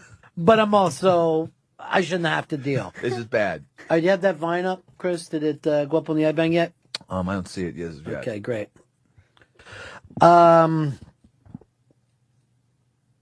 So, I don't know. Would you be okay with not tipping? I would probably still do it. I would feel weird about it. Yeah. Yeah, I think you got to tip. You got to tip everywhere. Anywhere where you feel like you should tip, you got to tip, and then you got to tip a little more because you just feel bad. You're like, I don't want to be one of the shitty people. Yeah. Right. And I've said this before, even if you give somebody a generous tip, they're not going home with, more. You're basically making up for the person before you who gave them such a shitty tip. Because they say free delivery, and tips, some idiots believe that Yeah. it's free delivery. It was like, well, they're getting paid a shitty percentage an hour. You got to give them. It's also, if you order, we used to order this place, Super Dumpling, man, best fucking Chinese. First of all, it already sounds good. It's awesome. And I love regular dumplings. Regular dumpling. These are super dumplings. Oh, I thought you meant soup or dumpling. You can only pick one of the two. Pick one. But this guy must have been like 70-something years old. He did not look good. He was a chain smoker, and he walked up my 5-flight workup. We tipped the shit out of him because we'd order in the rain, and so we had to. Yeah, of course. Yeah, it feels crazy that somebody would stiff delivery guys. That fucking kills It's me. really awful, and it happens more than you think. And people will just give $1 or You know what I think $2. it comes from? I think it comes from the thing like, well, I could do this job. It's like, well, guess what? You didn't. You're fucking lazy. Right. You're sitting on your ass. Tip him. And you're right. These are guys that are out there for cold, and you don't know whether he's working a 12-hour day. You don't know what he's fucking taking over. People are so fucking cheap with that. I gave $20 to the pilot last time I flew. I said, you know something? I didn't even fucking wake up when you landed, so here you go. Nice little something. By the way, those guys aren't making massive money either. Pilots aren't? Yeah. Pretty disturbing when you think of it. Dude, the airlines are freaking evil right now. They are. It's they make all their money just preying on vulnerable people. I despise them. I snapped at a woman on the phone. They just discontinued 19,000 of my miles with Delta because she's like, well, they're old. I'm like, well, I didn't know there was an expiration date. I would have used them. Yeah. She's like, well, she said, sorry to me on the phone. And I was like, I fucking hate you. There's no coming back from a sorry with me. Did you find that tweet, Chris? I'm not finding the tweet. I had to tag you on it because I've already retweeted it, and I didn't know this. You can't retweet something you've already retweeted. I didn't know that either. Yeah. All right, that's good to know. But I just I did a little at Bennington show at iBang on it. No, The link isn't in that tweet. The link isn't in. damn it. I've already retweeted. I don't know what nothing happens. to do. What, can you send it as an email? No, I don't know how to do that. You just hit that little thing that looks like an email at the bottom of the fucking phone. It's great. Emails. You electronic mail it. You need to do a Sam plug here. Yes, I do. Sam Morril's in studio. Sam's debut album, Class Act, is available for pre-order now on iTunes, Amazon, Google Play, and all other digital retailers. Class Act comes out Friday, October 23rd, and Sam's Comedy Central Half Hour premieres Saturday, October 24th at midnight on Comedy Central. On Twitter, it's at Sam Morril. You know, Sam is a very, very funny man. Thank you. And the entire world is finding out now, which is I appreciate it, man. really, really cool, dude. You've been That's- supportive for a long time. I appreciate it. But you know what's great is that actually to see it happening, you know what I mean? And it's happening, it's weird because a lot of cool stuff is happening for Joe, a lot of cool stuff is happening for Big J, Dan Soder. It just seems weird that it's like there's a light going on. A lot of guys that we're rooting for, a lot of Yeah. people, a lot of the good people are crushing it, and that's where you hope, you know? Yeah. And there's many years you feel like, oh, I can't, life isn't fair. But then you're like, I don't know, it is pretty fucking fair, isn't it? Yeah. All right, is this that thing? Yes, I found it. So he does it like every single minute, every day? Every day of the week. Every day of the week is just a weird Nick Cage moment. All right, so I'm waiting for it to reset. So you just went past Monday. It's coming. That's how vines work.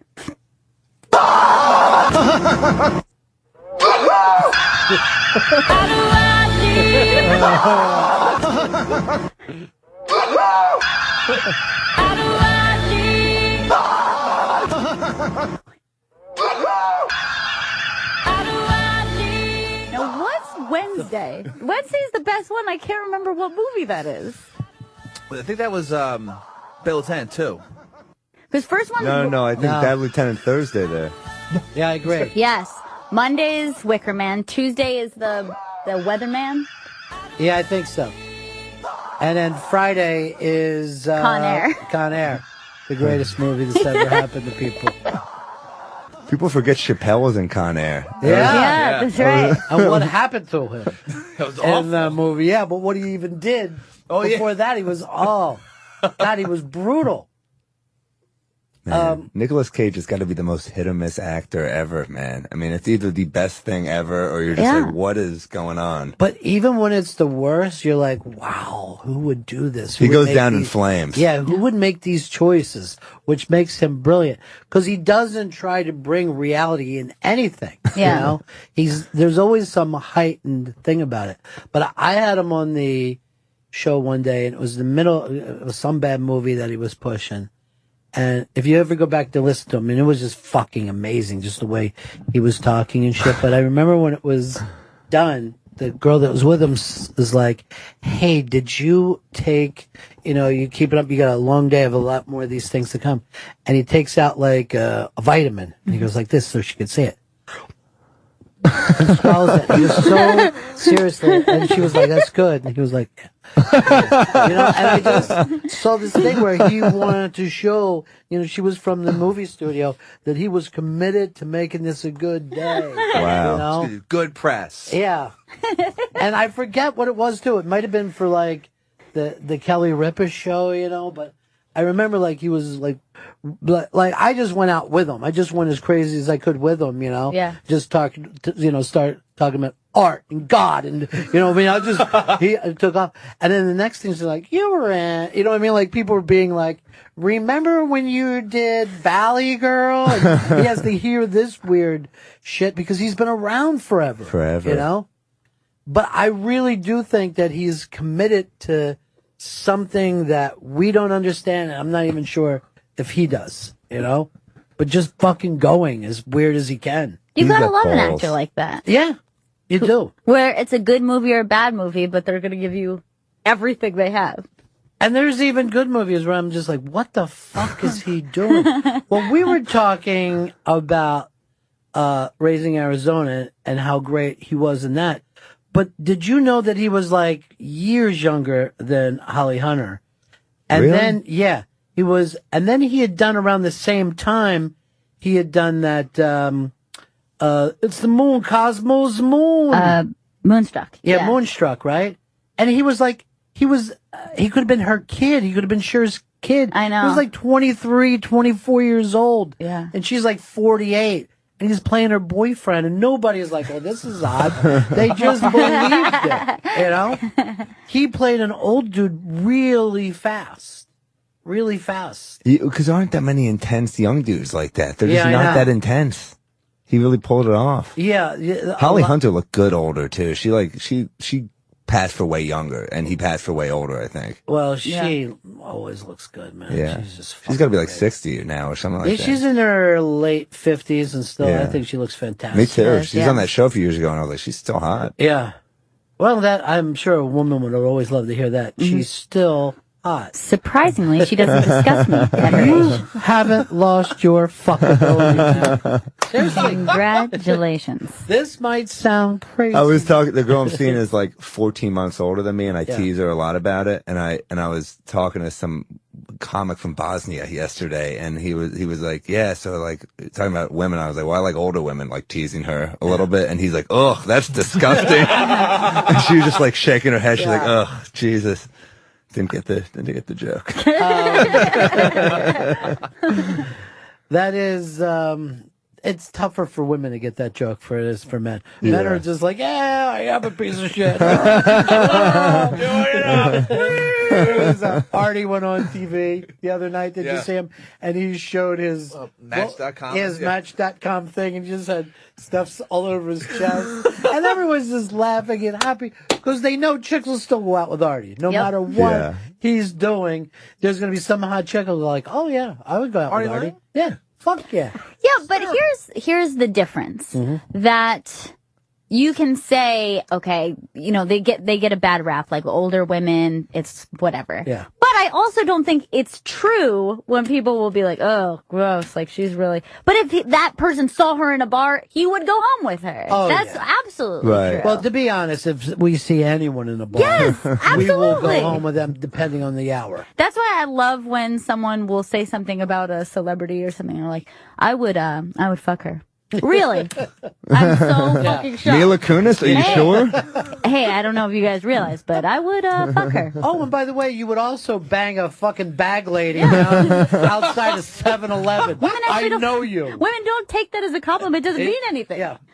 Doesn't mean anything. Just like I love women who think that catcalling, like, I actually like it and lets me know that I look good today. Stick around for 5 minutes while he does it to every fucking woman coming down the street, whether she's 80 or fucking 15. It does not matter. Yeah. You like it from George Clooney. You don't like it from like a construction worker.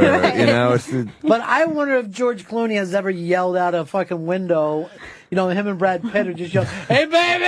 I don't think it's ever happened. No, he's probably yelled at, "Help! Too many women are sucking my dick. Someone!" But even, let's say, George Clooney. Yeah. You would take his ability to walk up and say, "I will have sex with you." And he'll have a lower batting average than the most average woman that you've ever seen in your life saying that to men.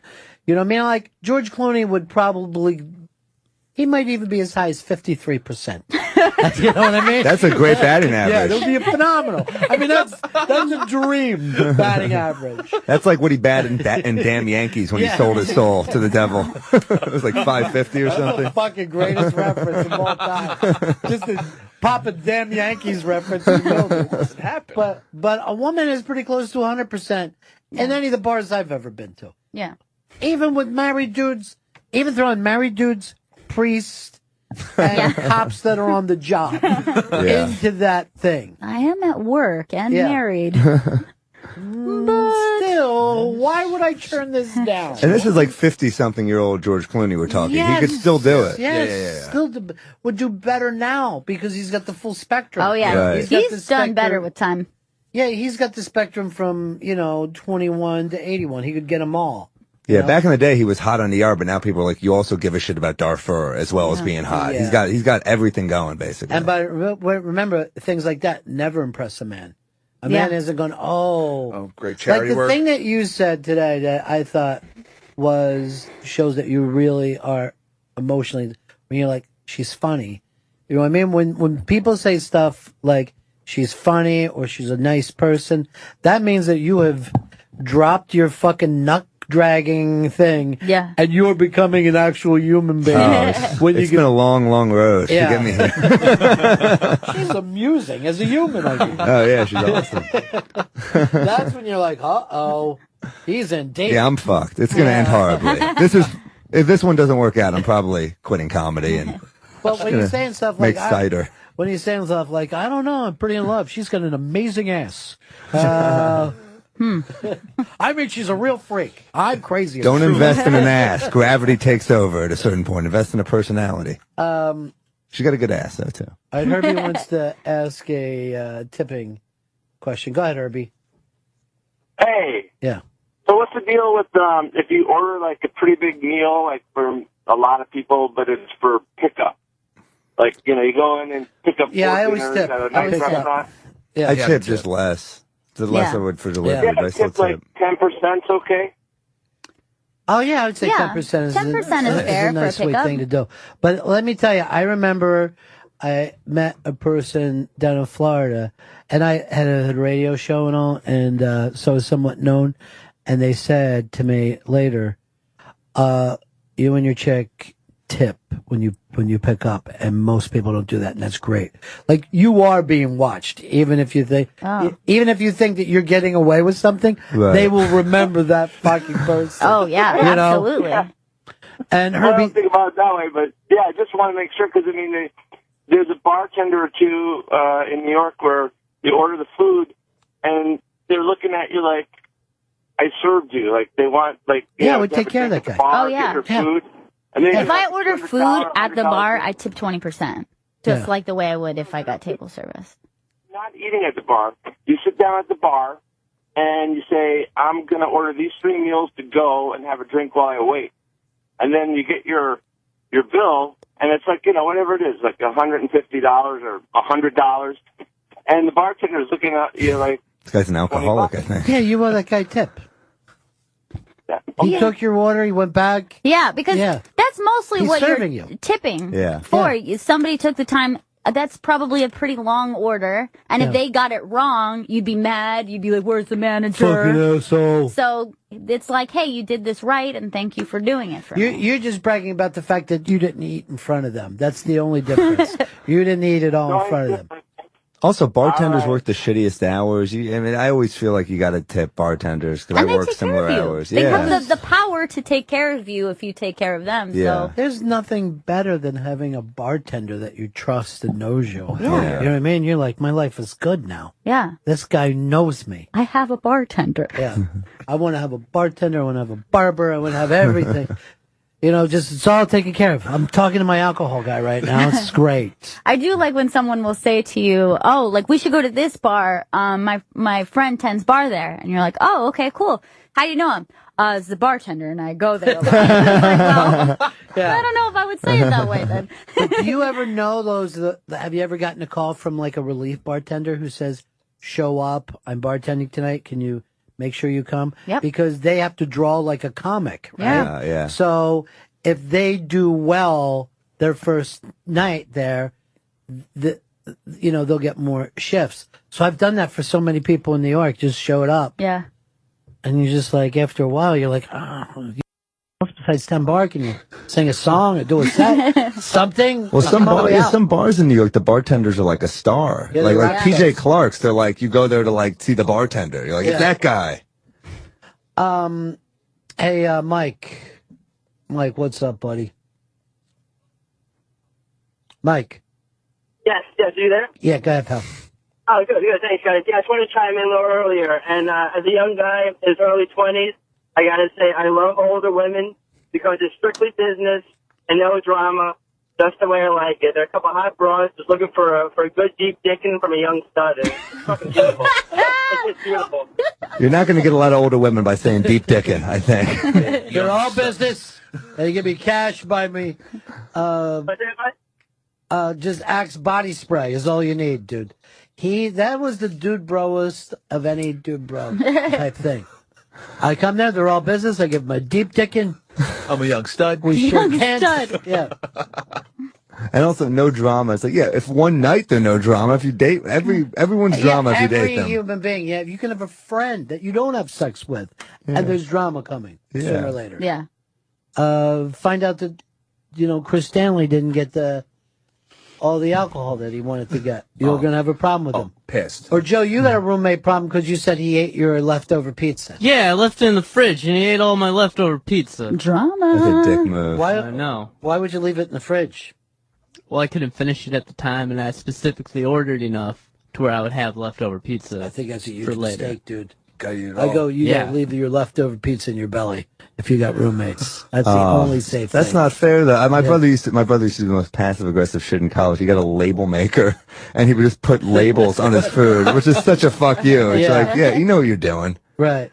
I don't know. Did you have a discussion with him, and he didn't think it was as big a deal as you did, right? He bought me beer after. Aw, that's nice. It's kind of nice. But I was like, hey, man, did you eat my pizza? He's like, yeah, sorry. Was it one of the guys that was in your Periscopes? Yeah, it was Luke, the one with the leather jacket. The cameraman? Yeah, the cameraman. You better stay cool with him, though, because he's a good dude. That's a good deal, too. Yeah. Beer for my brother one time, he finished, he knew I kept my weed, so he finished it all, and it was like maybe $5 or $10 of like skunk weed, and he could tell I was bothered by it. He showed up with a bottle of Glenlivet, and I was like, I got a fucking great deal here.